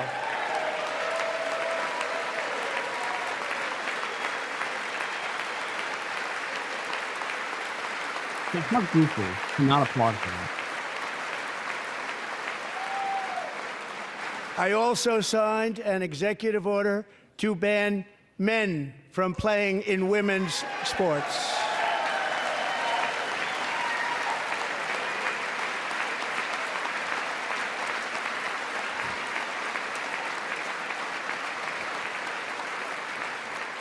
Three years ago, Peyton McNabb was an all-star high school athlete, one of the best, preparing for a future in college sports.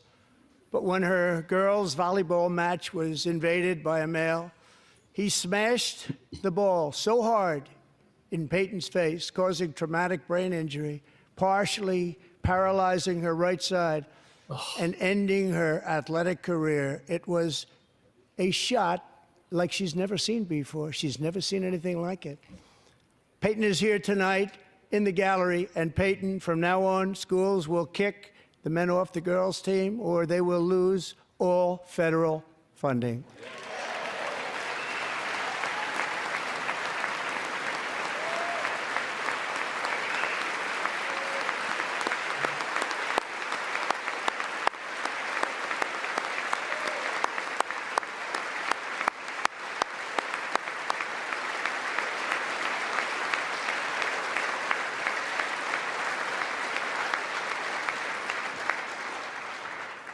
And if you really want to see numbers, just take a look at what happened in the women's boxing, weightlifting, track and field, swimming, or cycling, where a male recently finished a long-distance race 5 hours and 14 minutes ahead of a woman for a new record by 5 hours. Broke the record by 5 hours. It's demeaning for women, and it's very bad for our country. We're not going to put up with it any longer.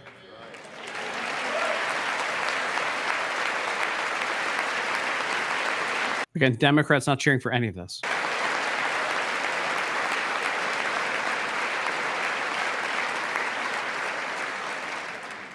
What I have just described is only a small fraction of the common sense revolution that is now, because of us, sweeping the entire world. Common sense has become a common theme, and we will never go back. Never. Never going to let that happen. Among my very highest priorities is to rescue our economy and get dramatic and immediate relief to working families. As you know, we inherited from the last administration an economic catastrophe and an inflation nightmare. Their policies drove up energy prices, pushed up grocery costs, and drove the necessities of life out of reach for millions and millions of Americans. They've never had anything like it. We suffered the worst inflation in 48 years, but perhaps even in the history of our country. They're not sure. As president, I'm fighting every day to reverse this damage and make America affordable again.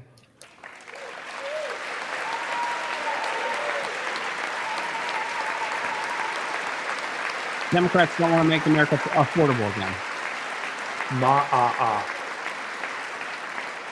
Joe Biden especially let the price of eggs get out of control. The egg price is out of control, and we're working hard to get it back down. Secretary, do a good job on that. You inherited a total mess from the previous administration. Do a good job.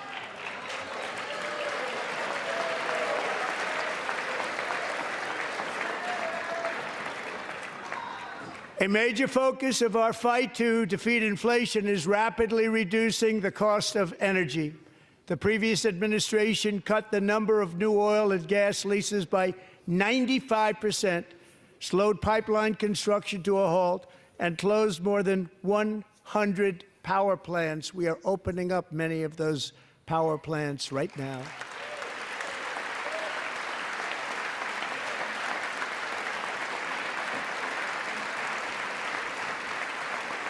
And frankly, we have never seen anything like it. That's why on my first day in office, I declared a national energy emergency. As you've heard me say many times, we have more liquid gold under our feet than any nation on earth, and by far. And now I fully authorize the most talented team ever assembled to go and get it. It's called Drill, Baby, Drill. If you had Drill Baby Drill in Calshi, you just cashed in a pile.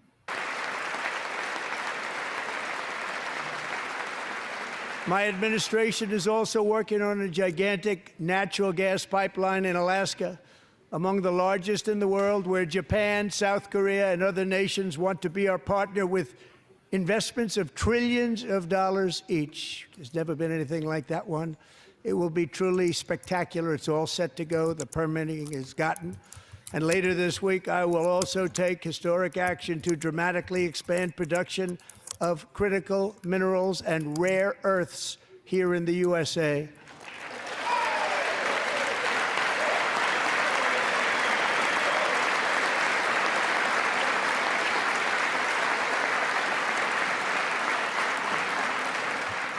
To further combat inflation, we will not only be reducing the cost of energy, but will be ending the flagrant waste of taxpayer dollars. Repost this if you're enjoying it. Repost it double if you enjoy it more than any Democrat does tonight, because this is really fun to watch them not cheer for America. And I have created the brand new Department of Government Efficiency, DOGE. Perhaps you've heard of it. Perhaps.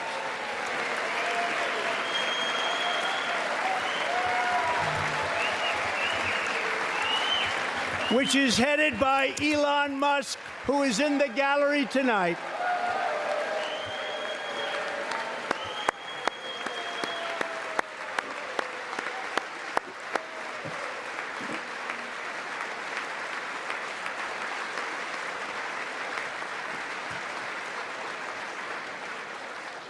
Thank you, Elon. He's working very hard. He didn't need this.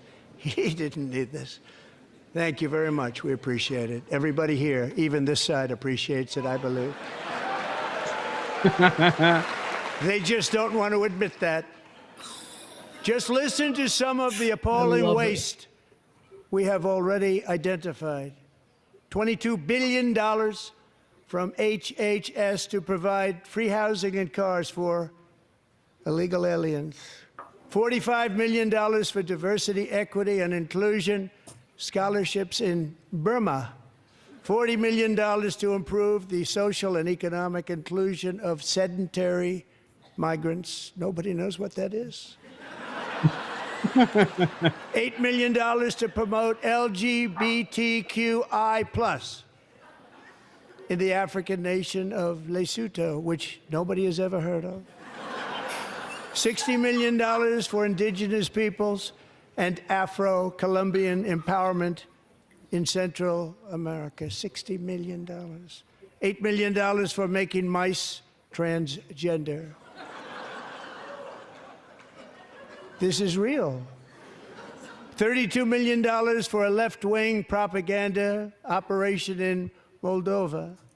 $10 million for male circumcision in Mozambique. $20 million for the Arab Sesame Street in the Middle East. It's a program. $20 million for a program. $1.9 billion to recently created Decarbonization of Homes Committee, headed up, and we know she's involved. Just at the last moment, the money was passed over by a woman named Stacey Abrams. Have you ever heard of her? Didn't have Stacey Abrams getting booed. $1 million consulting contract for lavish fish monitoring. $1.5 million for voter confidence in Liberia. $14 million for social cohesion in Mali. $59 million for illegal alien hotel rooms in New York City. He's a real estate developer. He's done very well. $250,000 to increase vegan local climate action innovation in Zambia. $42 million for social and behavior change in Uganda. $14 million for improving public procurement in Serbia. $47 million for improving learning outcomes in Asia. Asia's doing very well with learning. I don't know what we're doing. Should use it ourselves. And $101 million for DEI contracts at the Department of Education, the most ever paid, nothing even like it. Under the Trump administration, all of these scams, and they're far worse, but I didn't think it was appropriate to talk about them. They're so bad. Many more have been found out and exposed and swiftly terminated by a group of very intelligent, mostly young people, headed up by Elon, and we appreciate it. We found hundreds Say big balls. of dollars of fraud. Say big balls.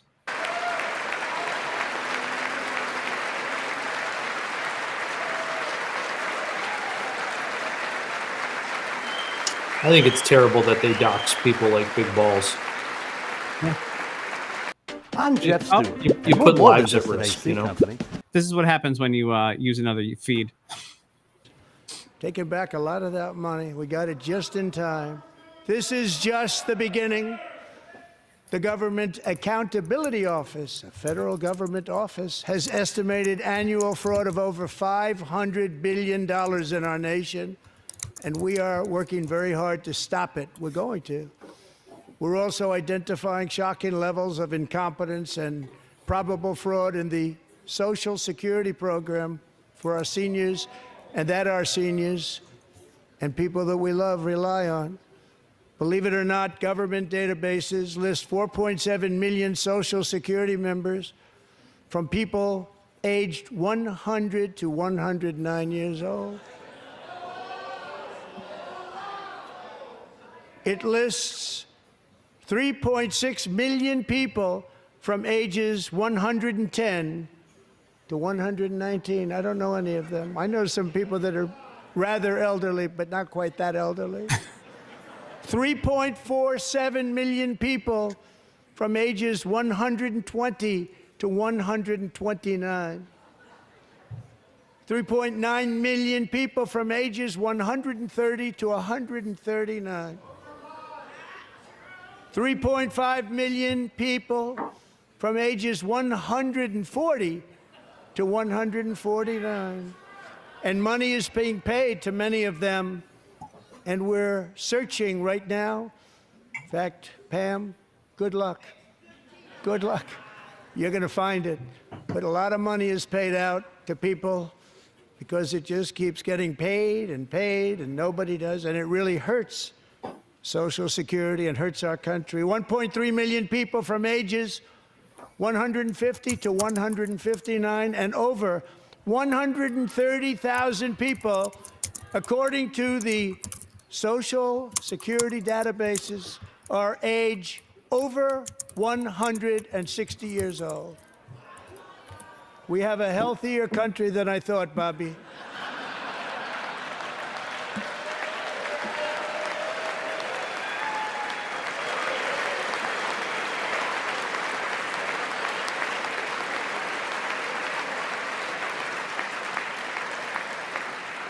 Including, to finish, 1,039 people between the ages of 220 and 229, one person between the age of 240 and 249, and one person is listed at 360 years of age. More than 100 years older than our country. But we're going to find out where that money's going, and it's not going to be pretty. By slashing all of the fraud, waste, and theft we can find, we will defeat inflation, bring down mortgage rates, lower car payments and grocery prices, protect our seniors, and put more money in the pockets of American families.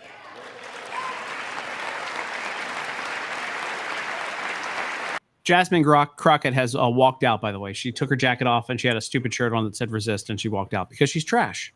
Good riddance. Yeah. And today interest rates took a beautiful drop, big, beautiful drop. It's about time.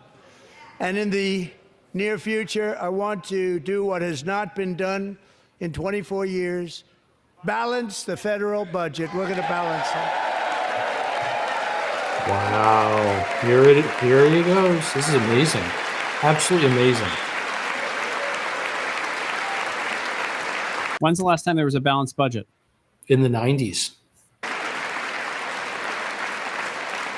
Been like 30 years.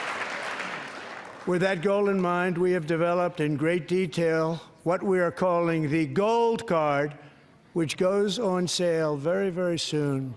For $5 million, we will allow the most successful job-creating people from all over the world to buy a path to U.S. citizenship. It's like the green card, but better and more sophisticated. And these people will have to pay tax in our country. They won't have to pay tax from where they came. The money that they've made, you wouldn't want to do that, but they have to pay tax, create jobs. They'll also be taking people out of colleges and paying for them so that we can keep them in our country instead of having them being forced out.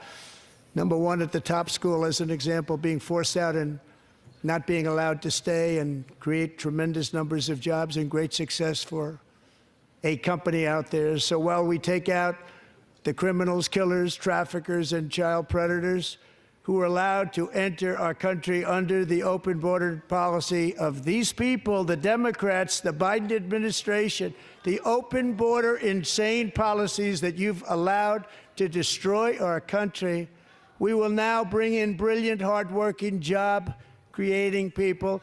They're going to pay a lot of money, and we're going to reduce our debt with that money. Love it. Love it.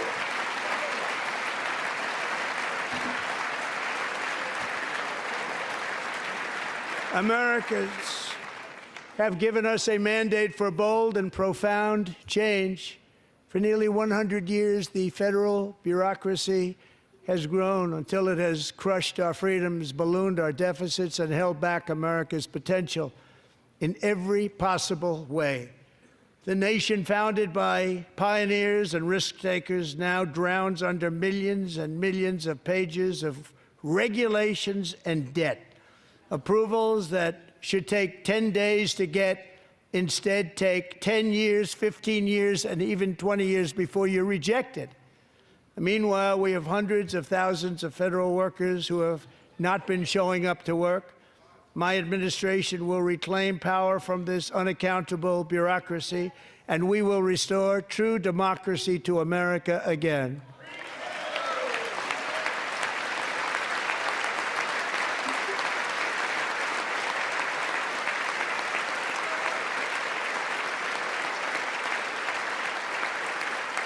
And any federal bureaucrat who resists this change will be removed from office immediately. Because we are draining the swamp. It's very simple. And the days of rule by unelected bureaucrats are over.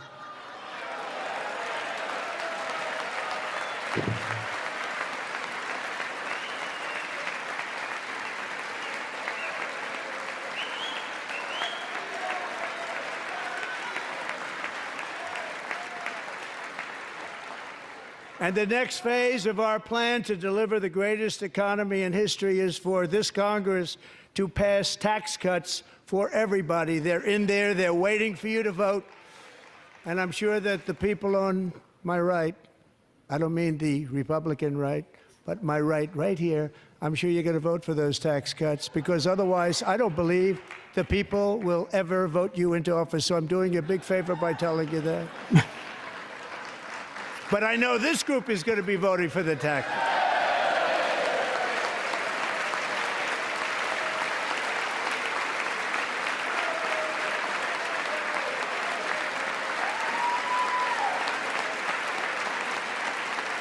Thank you. It's a very, very big part of our plan. We had tremendous success in our first term with it. A very big part of our plan. We're seeking permanent income tax cuts all across the board. And to get urgently needed relief to Americans hit especially hard by inflation, I'm calling for no tax on tips, no tax on overtime, and no tax on Social Security benefits for our great seniors. Good luck.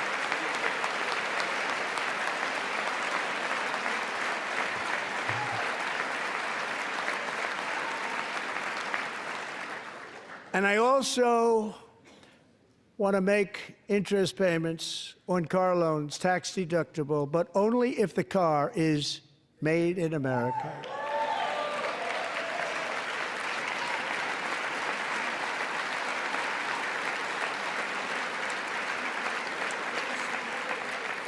And by the way, we're going to have growth in the auto industry like nobody's ever seen. Plants are opening up all over the place. Deals are being made. Never seen. That's a combination of the election win and tariffs. It's a beautiful word, isn't it? That, along with our other policies, will allow our auto industry to absolutely boom. It's going to boom. Spoke to the majors today, all three, the top people, and they're so excited. In fact, already numerous car companies have announced that they will be building massive automobile plants in America, with Honda just announcing a new plant in Indiana, one of the largest anywhere in the world.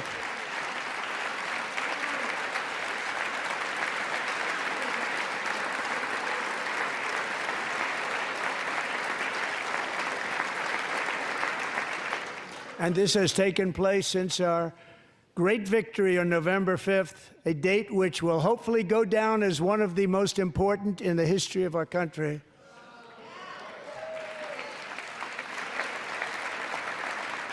In addition, as part of our tax cuts, we want to cut taxes on domestic production and all manufacturing.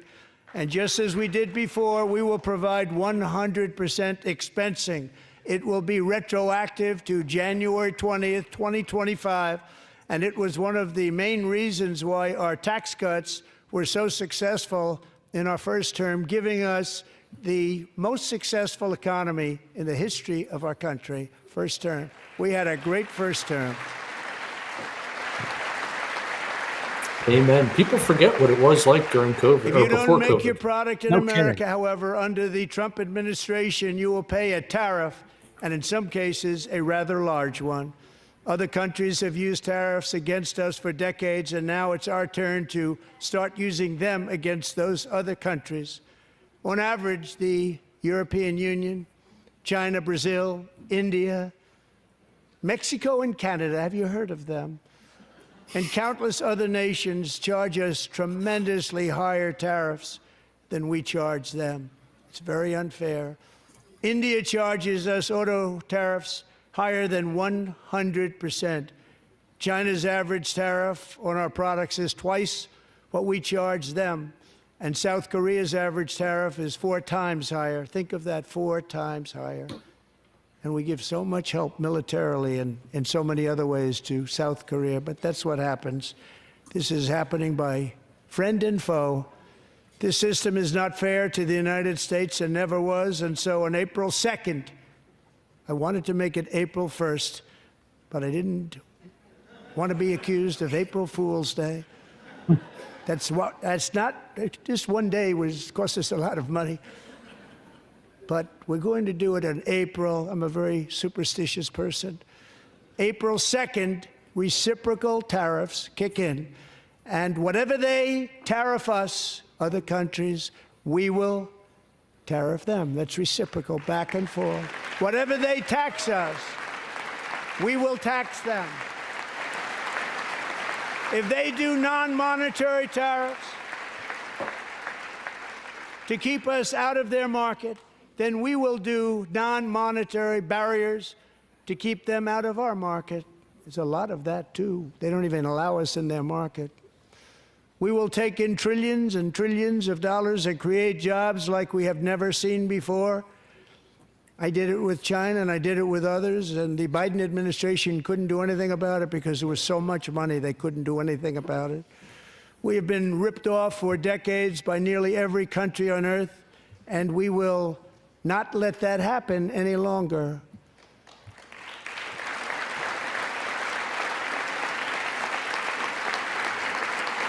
If you like this, repost it. We want to get to 50,000 views. We're at 43,000. Over the last 3 months about Mexico and Canada, but we have very large deficits with both of them. But even more importantly, they've allowed fentanyl to come into our country at levels never seen before, killing hundreds of thousands of our citizens and many very young, beautiful people, destroying families. Nobody's ever seen anything like it. They are, in effect, receiving subsidies of hundreds of billions of dollars. We pay subsidies to Canada and to Mexico of hundreds of billions of dollars, and the United States will not be doing that any longer. We're not going to do it any longer.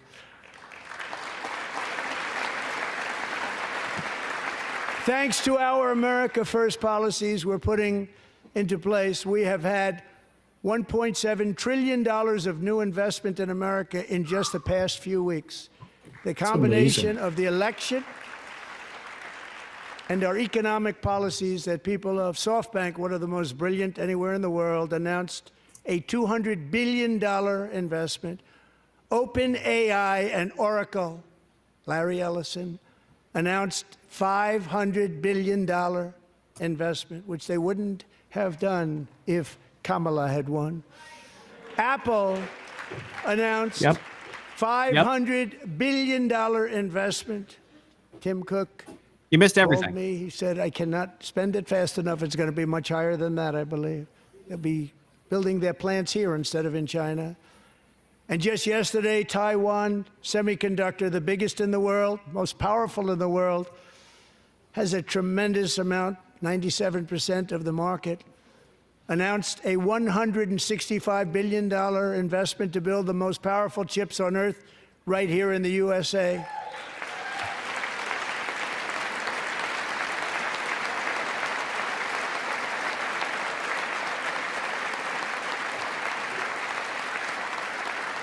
And we're not giving them any money. Your CHIPS Act is a horrible, horrible thing. We give hundreds of billions of dollars, and it doesn't mean a thing. They take our money and they don't spend it. All that meant to them, we're giving them no money. All that was important to them was they didn't want to pay the tariffs, so they came and they're building, and many other companies are coming. We don't have to give them money. We just want to protect our businesses and our people, and they will come because they won't have to pay tariffs if they build in America. So it's very amazing. You should get rid of the CHIP Act, and whatever's left over, Mr. Speaker, you should use it to reduce debt or any other reason you want to. Just do it.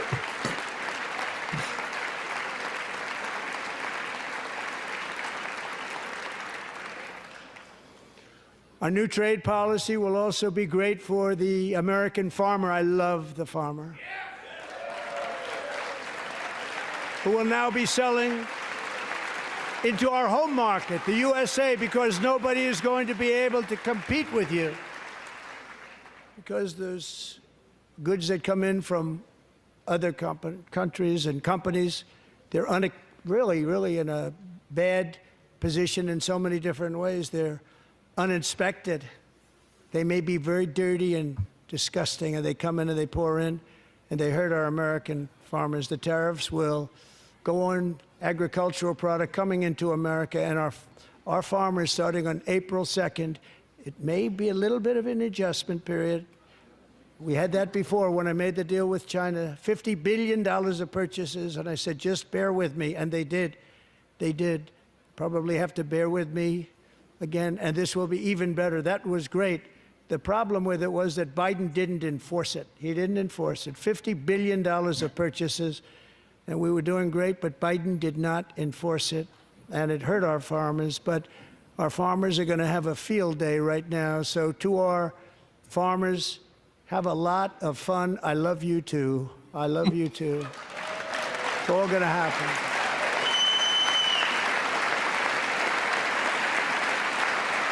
Democrats really aren't caring for anything at all tonight. And I have also imposed a 25% tariff on foreign aluminum, copper, lumber, and steel, because if we don't have, as an example, steel and lots of other things, we don't have a military, and frankly, we just won't have a country very long.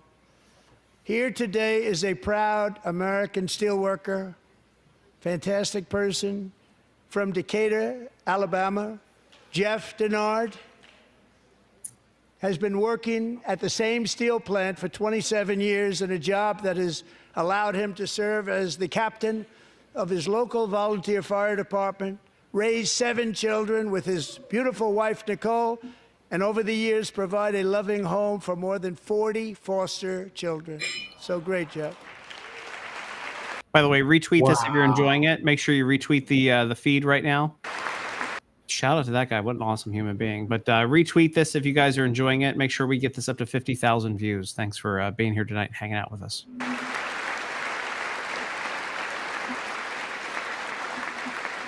Stories like Jeff's remind us that tariffs are not just about protecting American jobs. They're about protecting the soul of our country.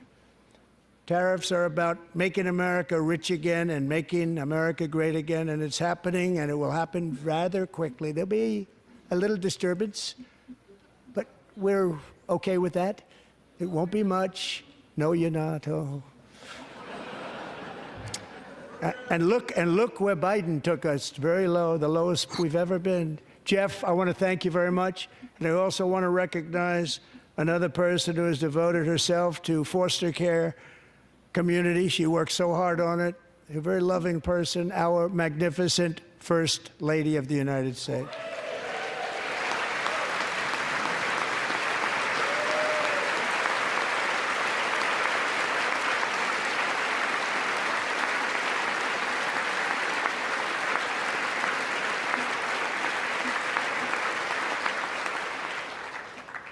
Melania's work has yielded incredible results, helping prepare our nation's future leaders as they enter the workforce. Our First Lady is joined by 2 impressive young women, very impressive. Haley Ferguson, who benefited from the First Lady's Fostering the Future initiative and is poised to complete her education and become a teacher. And Elliston Berry, who became a victim of an illicit deepfake image produced by a peer. With Elliston's help, the Senate just passed the Take It Down Act. And this is so important. Thank you very much, John. John Thune, thank you. Stand up, John. Thank you, John.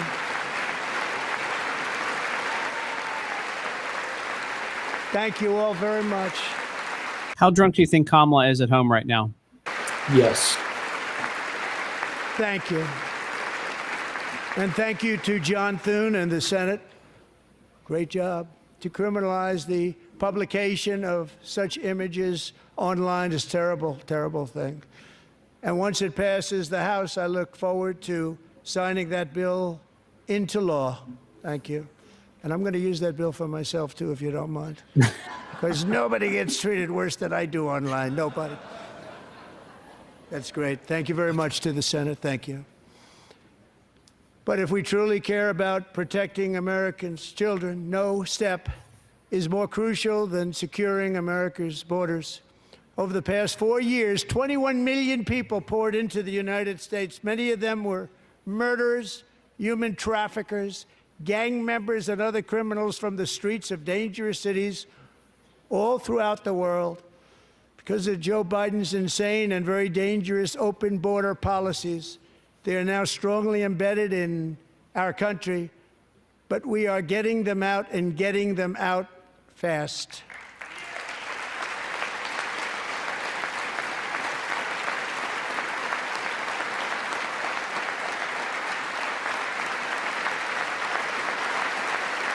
And I want to thank Tom Homan and Christy. I want to thank you and Paul of Border Patrol.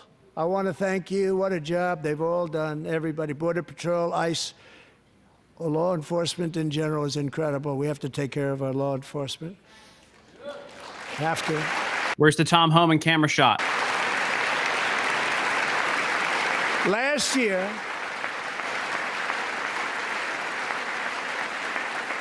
a brilliant 22-year-old nursing student named Laken Riley, the best in her class, admired by everybody, went out for a jog on the campus of the University of Georgia.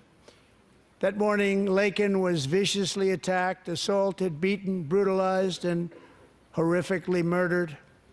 Laken was stolen from us by a savage illegal alien gang member who was arrested while trespassing across Biden's open southern border and then set loose into the United States under the heartless policies of that failed administration. It was indeed a failed administration.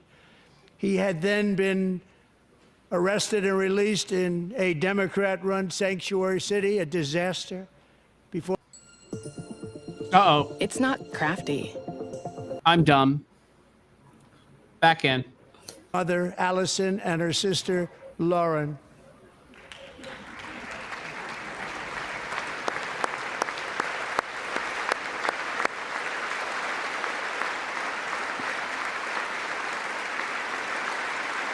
Got to be hard for them to be there. Yeah.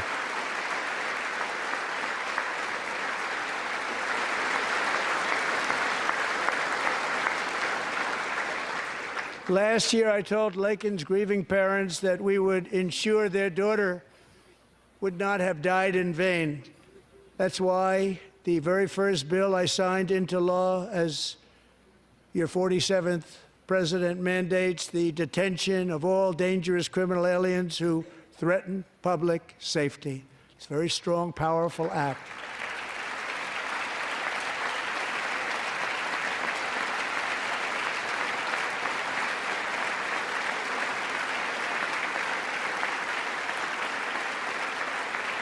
It's called the Laken-Riley Act. So Allison and Lauren, America will never, ever forget our beautiful Laken Hope Riley.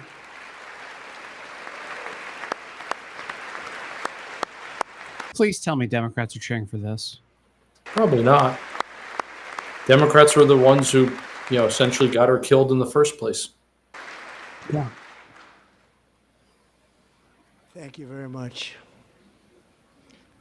Since taking office, my administration has launched the most sweeping border and immigration crackdown in American history, and we quickly achieved the lowest numbers of illegal border crossers ever recorded. Thank you.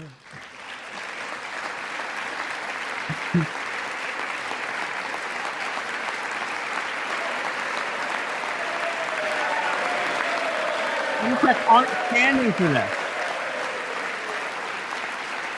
Because they hate The America. media and our friends in the Democrat Party kept saying we needed new legislation. We must have legislation to secure the border. But it turned out that all we really needed was a new president. Boom.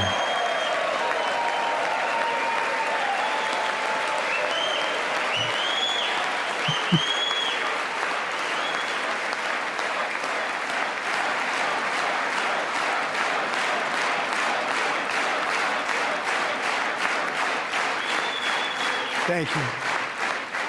Joe Biden didn't just open our borders, he flew illegal aliens over them to overwhelm our schools, hospitals, and communities throughout the country. Entire towns like Aurora, Colorado, and Springfield, Ohio, buckled under the weight of the migrant occupation and corruption like nobody's ever seen before. Beautiful towns destroyed.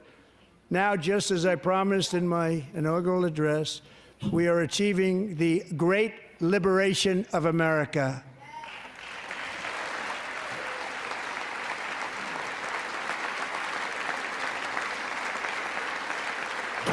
But there still is much work to be done. Here tonight is a woman I have gotten to know, Alexis Nungari from Houston.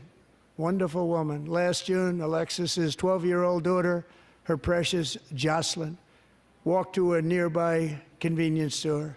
She was kidnapped, tied up, assaulted for 2 hours under a bridge, and horrifically murdered. Arrested and charged with this heinous crime are 2 illegal alien monsters from Venezuela, released into America by the last administration through their ridiculous open border.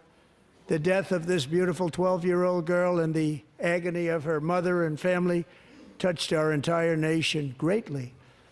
Alexis, I promised that we would always remember your daughter, your magnificent daughter, and earlier tonight, I signed an order keeping my word to you.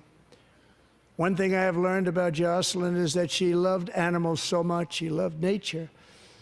Across Galveston Bay, from where Jocelyn lived in Houston, you will find a magnificent national wildlife refuge, a pristine, peaceful, 34,000-acre sanctuary for all of God's creatures on the edge of the Gulf of America. Alexis, moments ago, I formally renamed that refuge in loving memory of your beautiful daughter, Jocelyn. So, Mr. Vice President, if you would, may I have the order?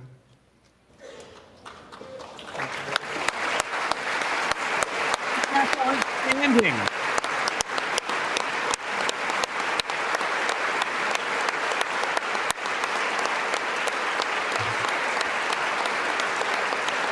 I'm going to interrupt this with swearing. They're fucking monsters. How do you not stand for this? How do you not respect this?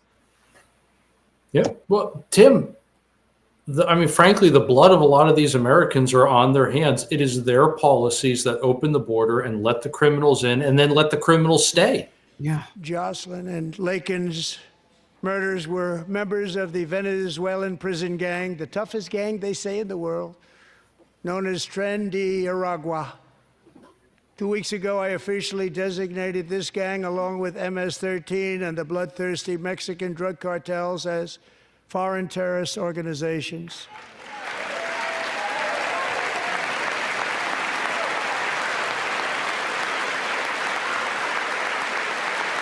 It's crazy to see that these are partisan issues. They aren't. They just aren't. Like, this is like heartless and disgusting.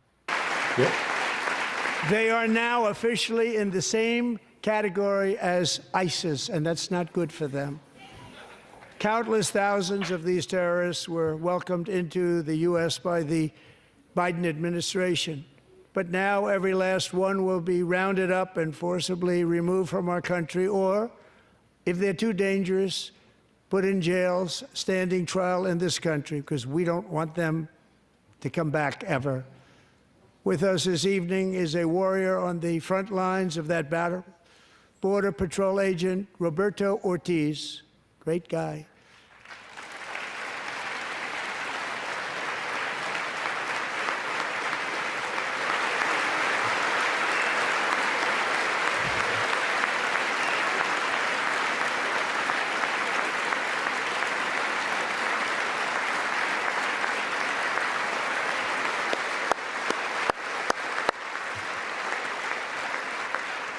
In January, Roberto and another agent were patrolling by the Rio Grande near an area known as Cartel Island. Doesn't sound too nice to me. When heavily armed gunmen started shooting at them, Roberto saw that his partner was totally exposed, at great danger, and he leapt into action, returning fire and providing crucial seconds for his fellow agent to seek safety, just barely. I have some of the prints of that event, and it was not good. Agent Ortiz, we salute you for your great courage and for your line of fire that you took and for the bravery that you showed. We honor you, and we will always honor you. Thank you, Roberto, very much.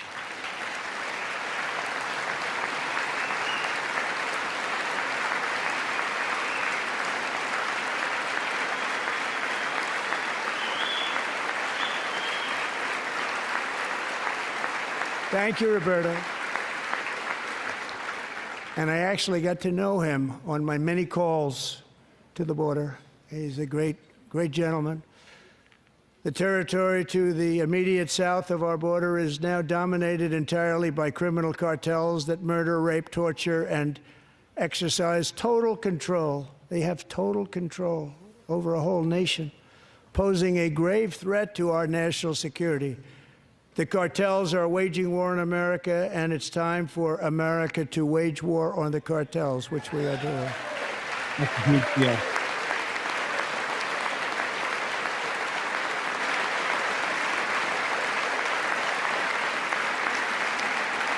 Five nights ago, Mexican authorities, because of our tariff policies being imposed on them, think of this, handed over to us 29 of the biggest cartel leaders in their country. That has never happened before. They want to make us happy. First time ever. But we need Mexico and Canada to do much more than they've done, and they have to stop the fentanyl and drugs pouring into the USA. They're going to stop it. I have sent Congress a detailed funding request laying out exactly how we will eliminate these threats to protect our homeland and complete the largest deportation operation in American history, larger even than current record holder, President Dwight D. Eisenhower, a moderate man, but someone who believed very strongly in borders. Americans expect Congress to send me this funding without delay so I can sign it into law. So, Mr. Speaker, John Thune, both of you, I hope you're going to be able to do that, Mr. Speaker. Thank you. Mr. Leader, thank you. Thank you very much. And let's get it to me. I'll sign it so fast, you won't even believe it.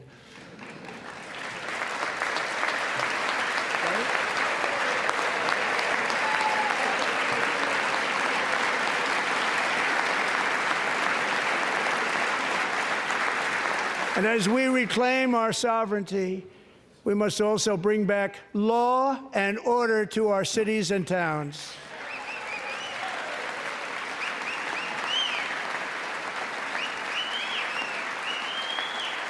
In recent years, our justice system has been turned upside down by radical left lunatics. Many jurisdictions virtually ceased enforcing the law against dangerous repeat offenders while weaponizing law enforcement against political opponents like me.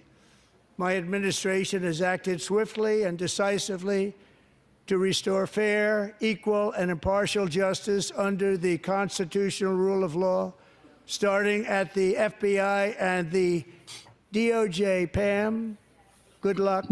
Cash, wherever you may be, good luck. Good luck. Pam Bondi, good luck. So important. Going to do a great job. Cash, thank you. Thank you, Cash.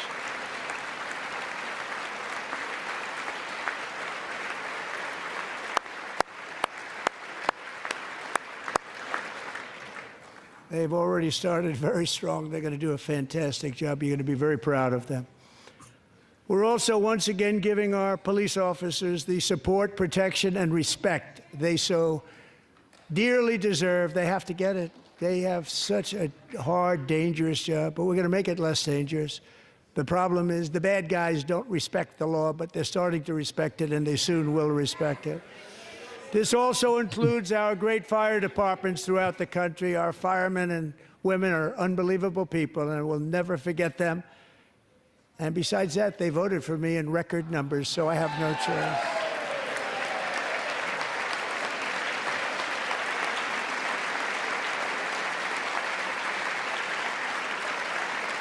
One year ago this month, 31-year-old New York police officer Jonathan Diller, unbelievably wonderful person and a great officer, was gunned down at a traffic stop on Long Island. I went to his funeral. The vicious criminal charged with his murder had 21 prior arrests, and they were rough arrests, too. He was a real bad one. The thug in the seat next to him had 14 prior arrests and went by the name of Killer. He was Killer. He killed other people, they say, a lot of them. I attended Officer Diller's service, and when I met his wife and one-year-old son, Ryan, it was very inspirational, actually. His widow's name is Stephanie, and she is here tonight. Stephanie, thank you very much, Stephanie. Thank you very much.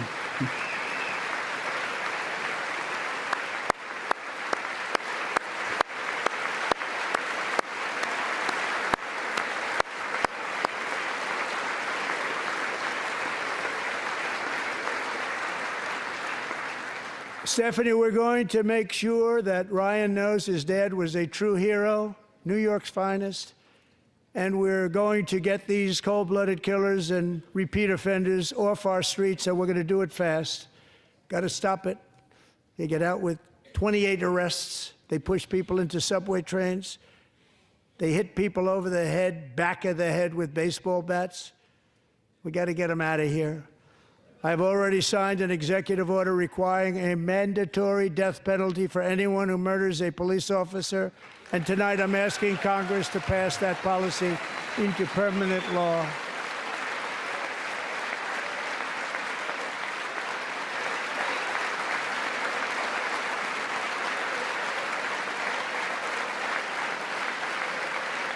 I'm also asking for a new crime bill getting tough on repeat offenders while enhancing protections for America's police officers so they can do their jobs without fear of their lives being totally destroyed. They don't want to be killed.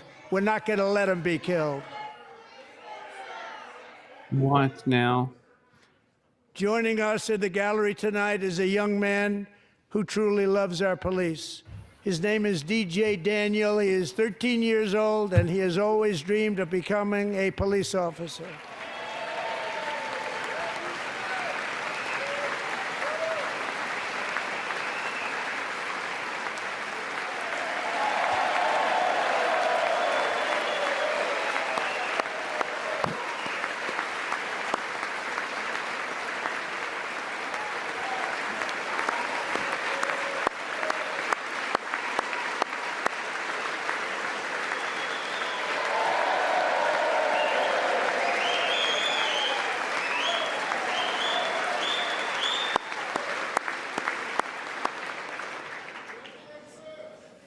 But in 2018, DJ was diagnosed with brain cancer.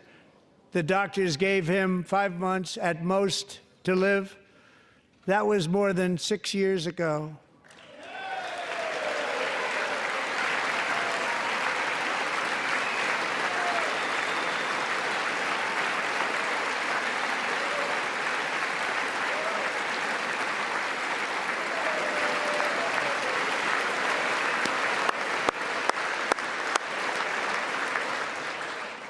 Since that time, DJ and his dad have been on a quest to make his dream come true, and DJ has been sworn in as an honorary law enforcement officer, actually a number of times. The police love him, the police departments love him. And tonight, DJ, we're going to do you the biggest honor of them all. I am asking our new Secret Service Director, Sean Curran, to officially make you an agent of the United States Secret Service. Oh, this is happening live? Oh, dude, he's getting a badge? Oh, that's so cool. He doesn't even know what's happening. This is so cool.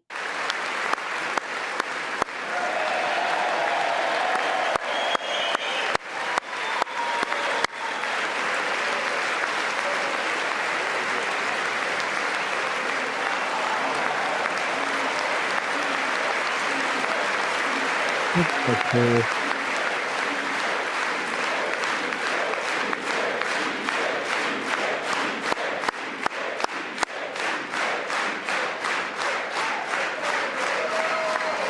Thank you, DJ.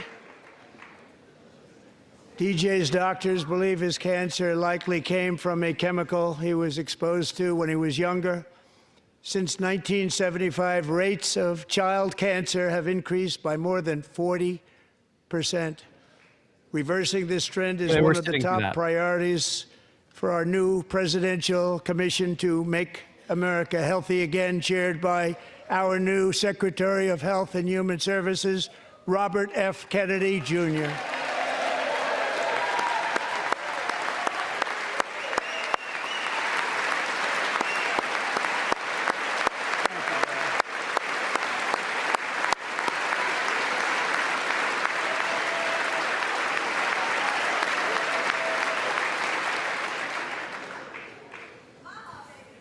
With the name Kennedy, you would have thought everybody over here would have been cheering. How quickly they forget. Our goal is to get toxins out of our environment, poisons out of our food supply, and keep our children healthy and strong. As an example, not long ago, and you can't even believe these numbers, 1 in 10,000 children had autism, 1 in 10,000. And now it's 1 in 36. There's something wrong. 1 in 36. Think of that. So we're going to find out what it is, and there's nobody better than Bobby and all of the people that are working with you. You have the best to figure out what is going on. Okay, Bobby? Good luck. It's a very important job. Thank you. Go get him.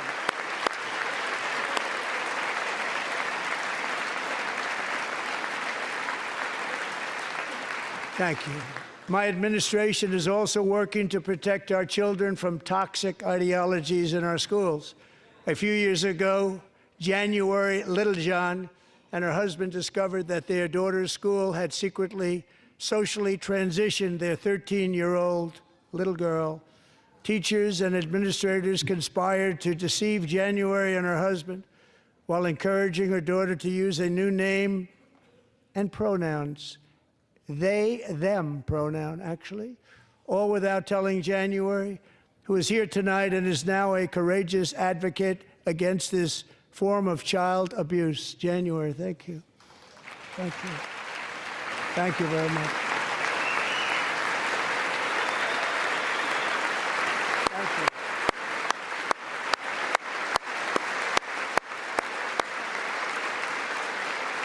If you guys are enjoying this, please share it with everyone.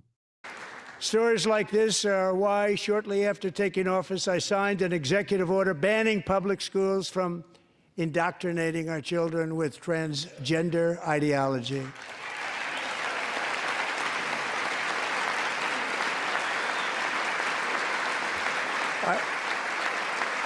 I also signed an order to cut off all taxpayer funding to any institution that engages in the sexual mutilation of our youth.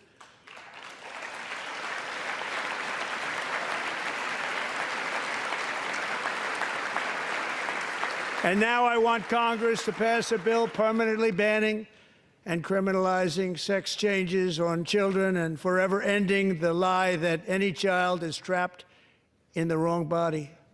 This is a big lie.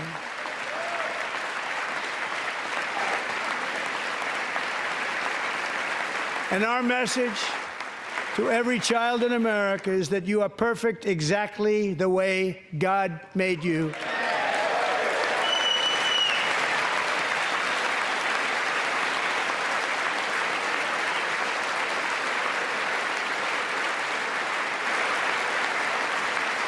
Because we're getting wokeness out of our schools and out of our military, and it's already out, and it's out of our society. We don't want it. Wokeness is trouble. Wokeness is bad. It's gone. It's gone. And we feel so much better for it, don't we? Don't we feel better? Our service members won't be activists and ideologues. They will be fighters and warriors. They will fight for our country. And Pete, congratulations. Secretary of Defense, congratulations.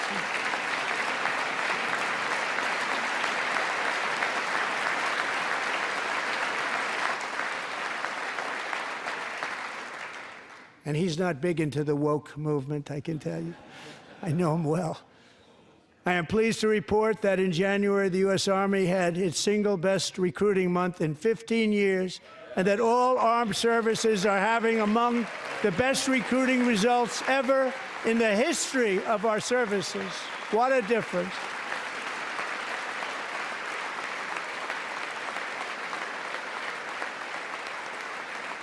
And you know, it was just a few months ago where the results were exactly the opposite. We couldn't recruit anywhere. More boxes, more options. Grainger has over 1,700 box types in stock and ready to help you pack, store, and ship everything. And you can count on Grainger to deliver your boxes fast. Count on Grainger for boxes. Call or click Grainger.com/boxes today.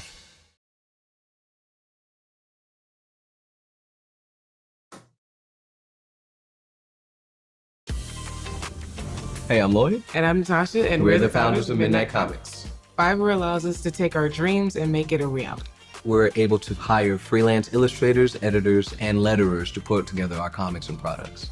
We're able to take the character sketches that he creates and give them to someone else to bring the actual story to life. Fiverr allows us to build out a team to do the things that we're unable to do.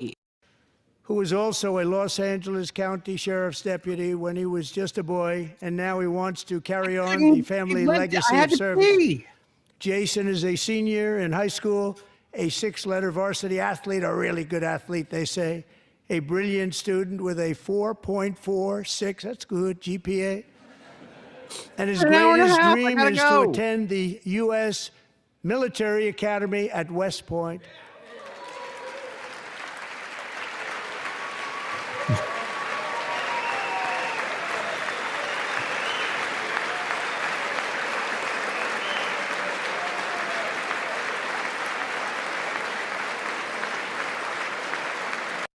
Shout out to the members of Congress who are watching this and didn't have to take a bathroom break.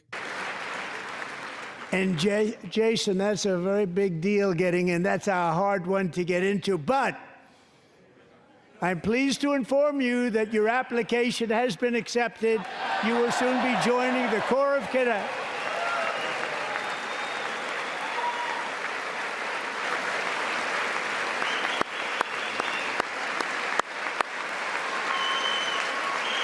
I would not.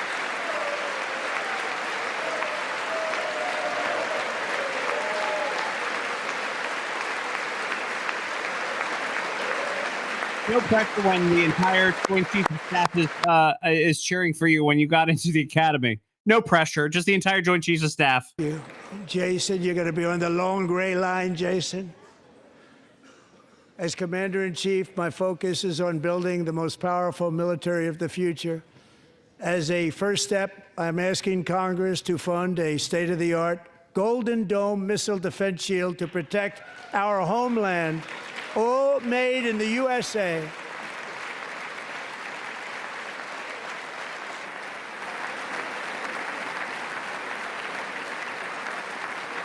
And Ronald Reagan Wanted to do it long ago, but the technology just wasn't there, not even close. But now we have the technology. It's incredible, actually. And other places, they have it. Israel has it. Other places have it. And the United States should have it too, right, Yeah. Tim, right? They should have it too. So I want to thank you. But it's a very... I think he was talking to me there, so yes. Very dangerous world. We should have it. We want to be protected, and we're going to protect our citizens like never before. To boost our defense industrial base, we are also going to resurrect the American shipbuilding industry, including commercial shipbuilding and military shipbuilding.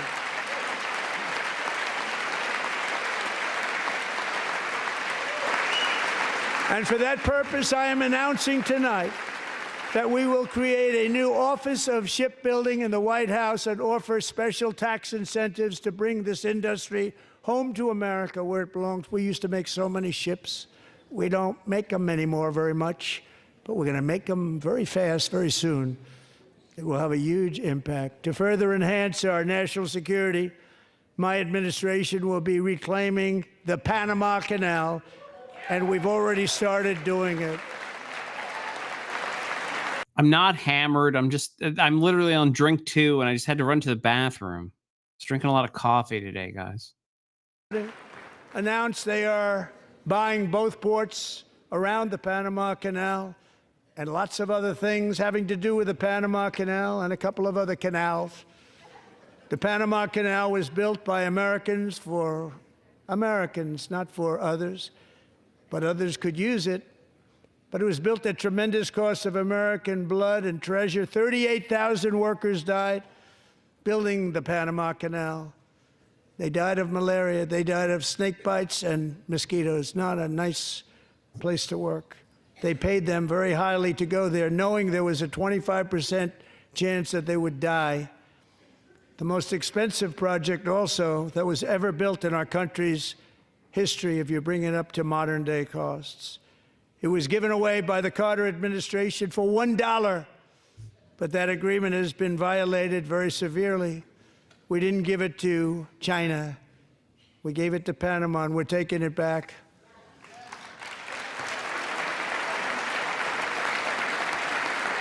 At about 64 ounces of coffee, 4 cigars, and then now 2 boozes today. So there you go. And we have Marco Rubio in charge. Good luck, Marco. Now, we know who to blame if anything goes wrong. Marco's been amazing, and he's going to do a great job. Think of it. He got 100 votes. You know, he was approved with actually 99, but the 100th was this gentleman, and I feel very certain. So let's assume he got 100 votes. And I'm either very, very happy about that, or I'm very concerned about it.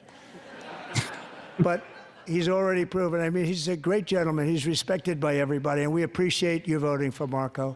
He's going to do a fantastic job. Thank you. Thank you. He's doing a great job. Great job. And I also have a message tonight for the incredible people of Greenland. We strongly support your right to determine your own future.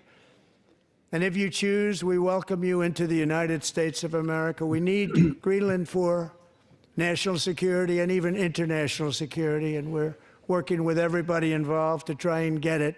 But we need it really for international world security, and I think we're going to get it. One way or the other, we're going to get it. We will make you rich, and together we will take Greenland to heights like you have never thought possible before. It's a very small population, but very, very large piece of land and very, very important for military security. America is once again standing strong against the forces of radical Islamic terrorism. 3.5 years ago, ISIS terrorists killed 13 American service members and countless others in the Abbey Gate bombing during the disastrous and incompetent withdrawal from Afghanistan. Alex, say hi. They were withdrawing. It was the way they withdrew. Perhaps the most embarrassing moment in the history of our country. Tonight, I am pleased to announce that we Al have Green just got kicked out of the apprehended the top terrorist responsible for that atrocity, and he is right now on his way here to face the swift sword of American justice.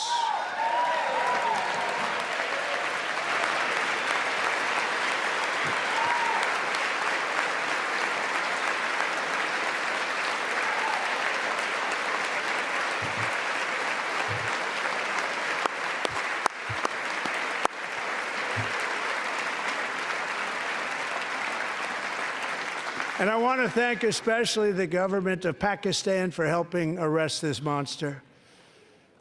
This was a very momentous day for those 13 families who I actually got to know very well, most of them, whose children were murdered, and the many people that were so badly, over 42 people, so badly injured on that fateful day in Afghanistan. What a horrible day.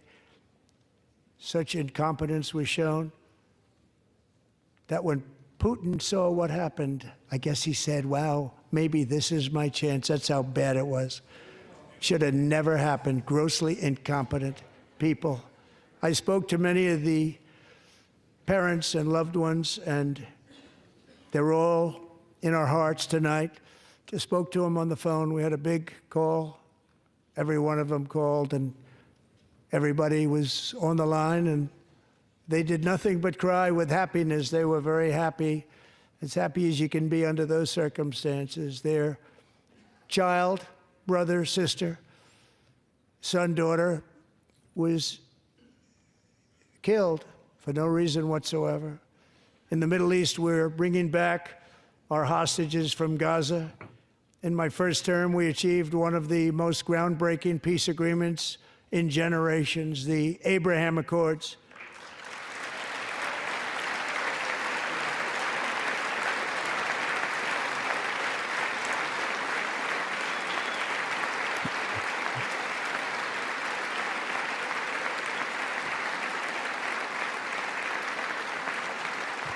And now we're going to build on that foundation to create a more peaceful and prosperous future for the entire region. A lot of things are happening in the Middle East. People have been talking about that so much lately with everything going on with Ukraine and Russia. But a lot of things are happening in the Middle East. It's a rough neighborhood, actually. I'm also working tirelessly to end the savage conflict in Ukraine. Millions of Ukrainians and Russians have been needlessly killed or wounded in this horrific and brutal conflict with no end in sight. The United States has sent hundreds of billions of dollars to support Ukraine's defense, with no security, with no anything.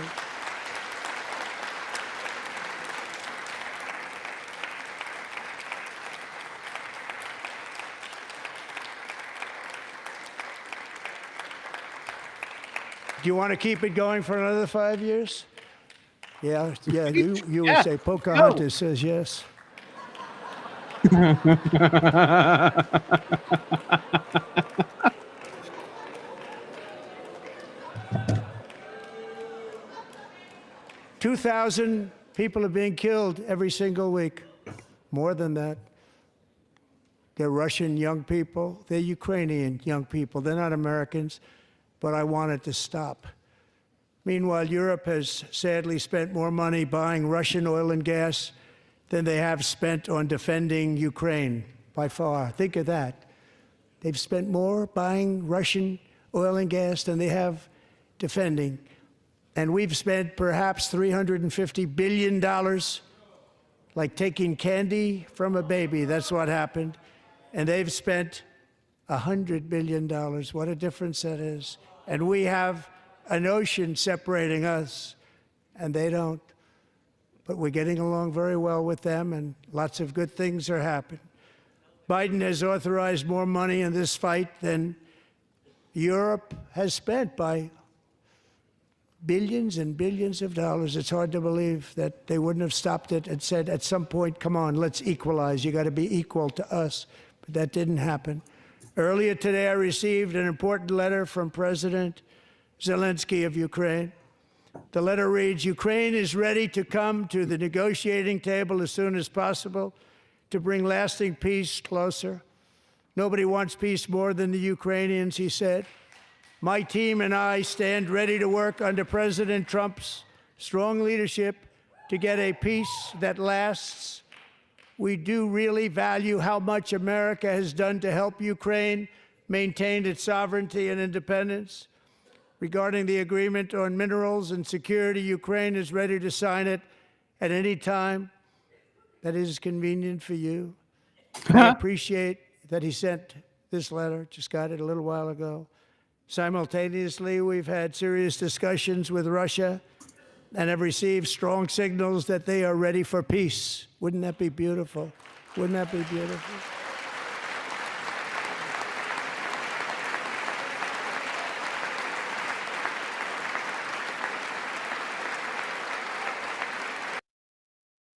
Trump has officially reached the reading Zelensky apology letters portion of the program.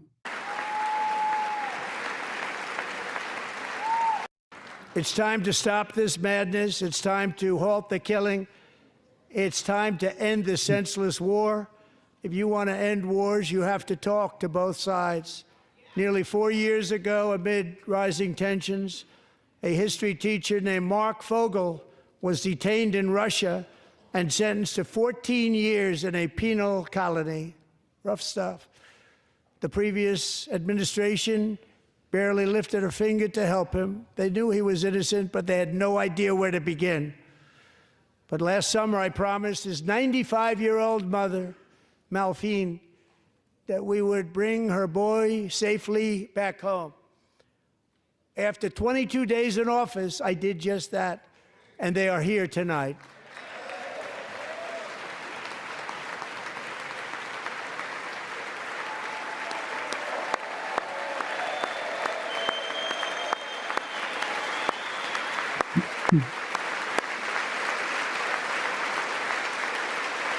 Ryan, you should see the tweet I just dropped. I think you might be responding to it.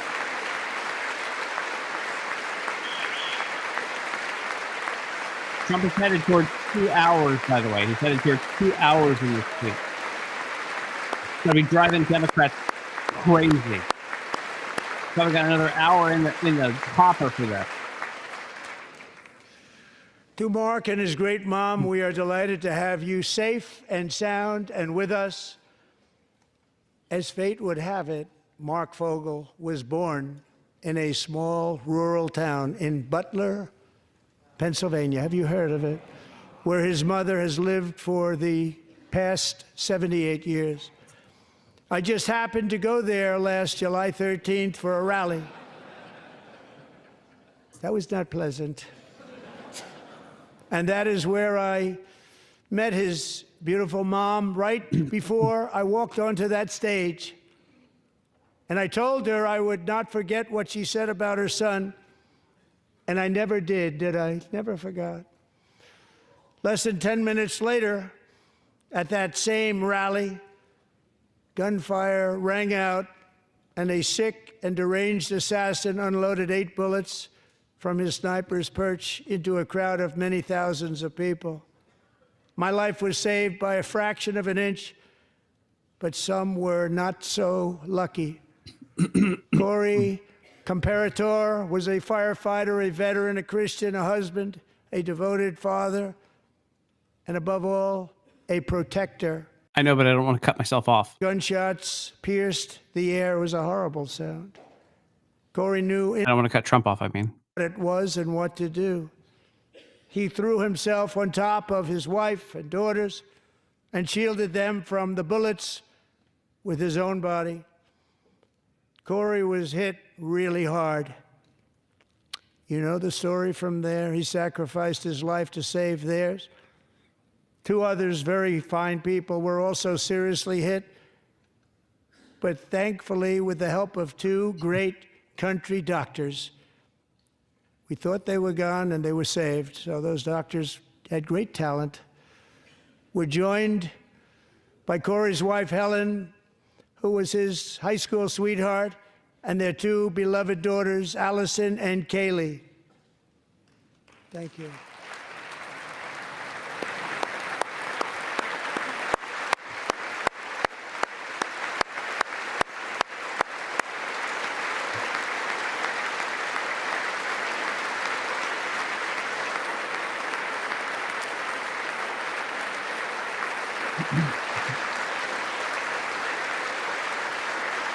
We've now reached the point where Al's going to get me snacks. No offense, this was a deep moment, but we're 2 hours in. I'm like dying. To Helen, Allison, and Kaylee, Corey is looking down on his 3 beautiful ladies right now, and he is cheering you on. He loves you. He is cheering you on. Corey was taken from us much too soon, but his destiny was to leave us all with a shining example of the selfless devotion of a true American patriot. It was love like Corey's that built our country, and it's love like Corey's that is going to make our country more majestic than ever before. I believe that my life was saved that day in Butler for a very good reason. I was saved by God to make America great again. I believe that. Thank you. Thank you.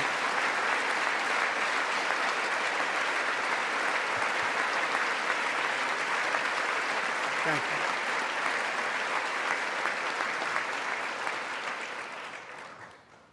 Thank you very much. From the patriots of Lexington and Concord to the heroes of Gettysburg and Normandy, from the warriors who crossed the Delaware to the trailblazers who climbed the Rockies, and from the legends who soared at Kitty Hawk to the astronauts who touched the moon, Americans have always been the people who defied all odds, transcended all dangers, made the most extraordinary sacrifices, and did whatever it took to defend our children, our country, and our freedom.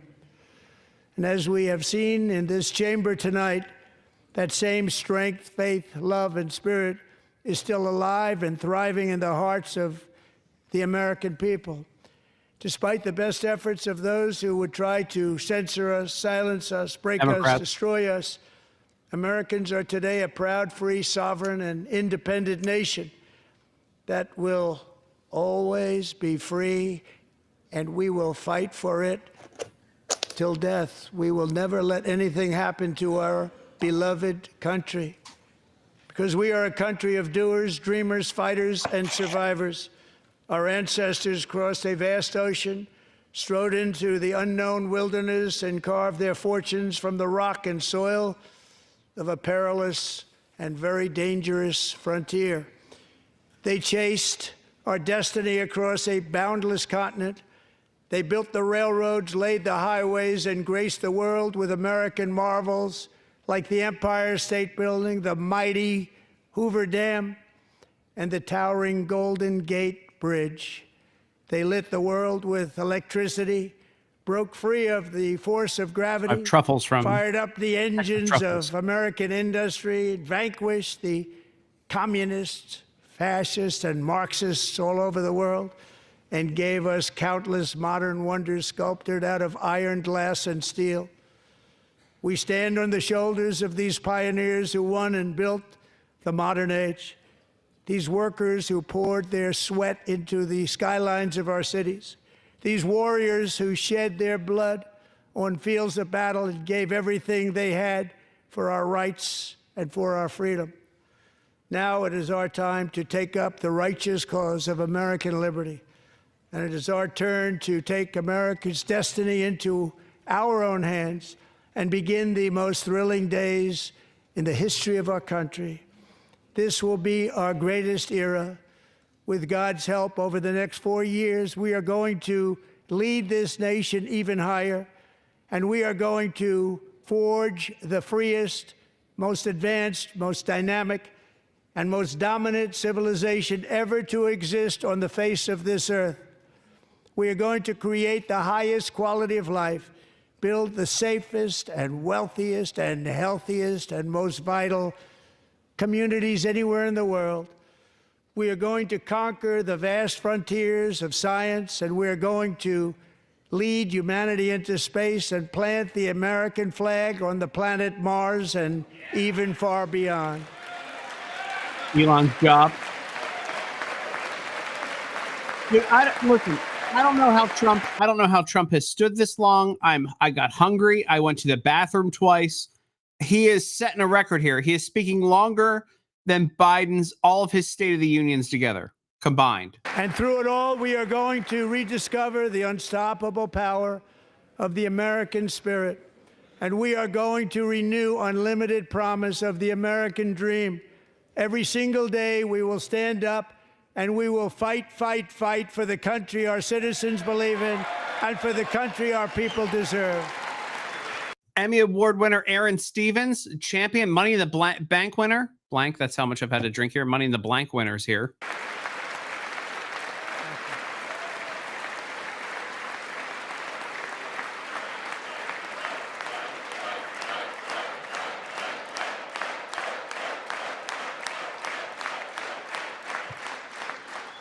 My fellow Americans, get ready for an incredible future because the golden age of America has only just begun. It will be like nothing that has ever been seen. Maybe we should track all our cars' value on Carvana. Oh, for fuck's sake. All of them. We need more trackers. There we go. Democrats walking out like trash. The trash they are. Hold on, let's take this back. Fascists and Marxists all over the world and gave us countless modern wonders sculpted out of iron, glass, and steel. We stand on the shoulders of these pioneers who won and built the modern age. I'm going to skip a second.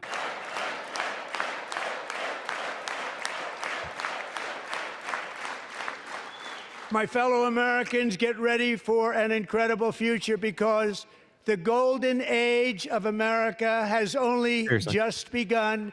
It will be like nothing that has ever been seen before. Thank you, God bless you, and God bless America. The commercial came on during the end of it. The Democrats running out. By the way, they all have to go to. They're just rushing to the opposite bathroom. Democrats here. Democrats are running. If they're men, they're running to the women's bathroom. If they're women, they're running to the men's bathroom.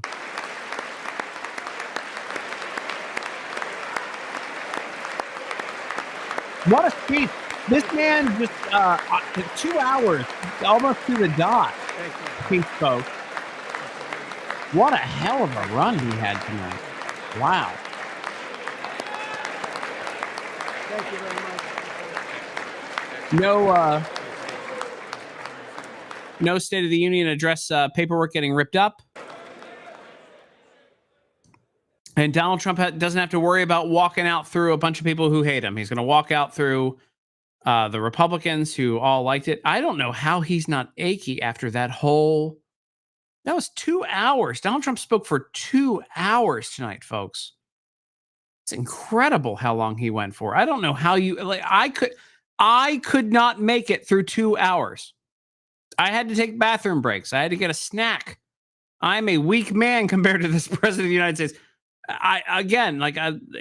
Insane here. Same. Aaron, proud and excited to be an American. Same here. What a time.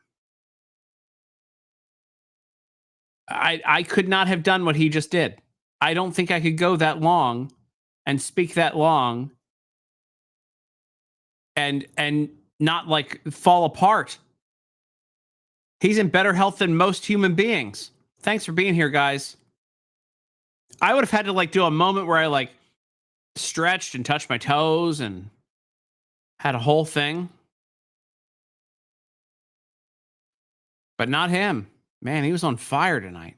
Guys, if you like this live, go ahead and hit the retweet button. Thank you for being here. Thank you guys for all being here. Here's Trump walking through. We'll do a little commentary here. Let me see who he's talking to on the way out.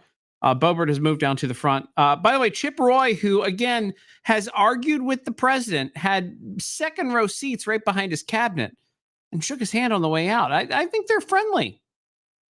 I think they're getting along, folks. I know the media wants to say that they don't get along. They're getting along.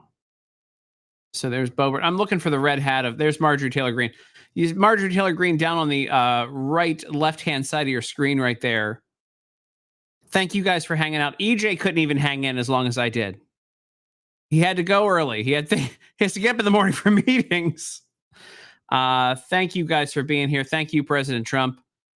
EJ was here. He had to go because he's got He's got to get up early. But there's Nancy Mace taking a selfie of herself, as Nancy Mace does. There's Trump walking through the crowd, getting congratulated by everybody. What a hell of a speech. 2 hours.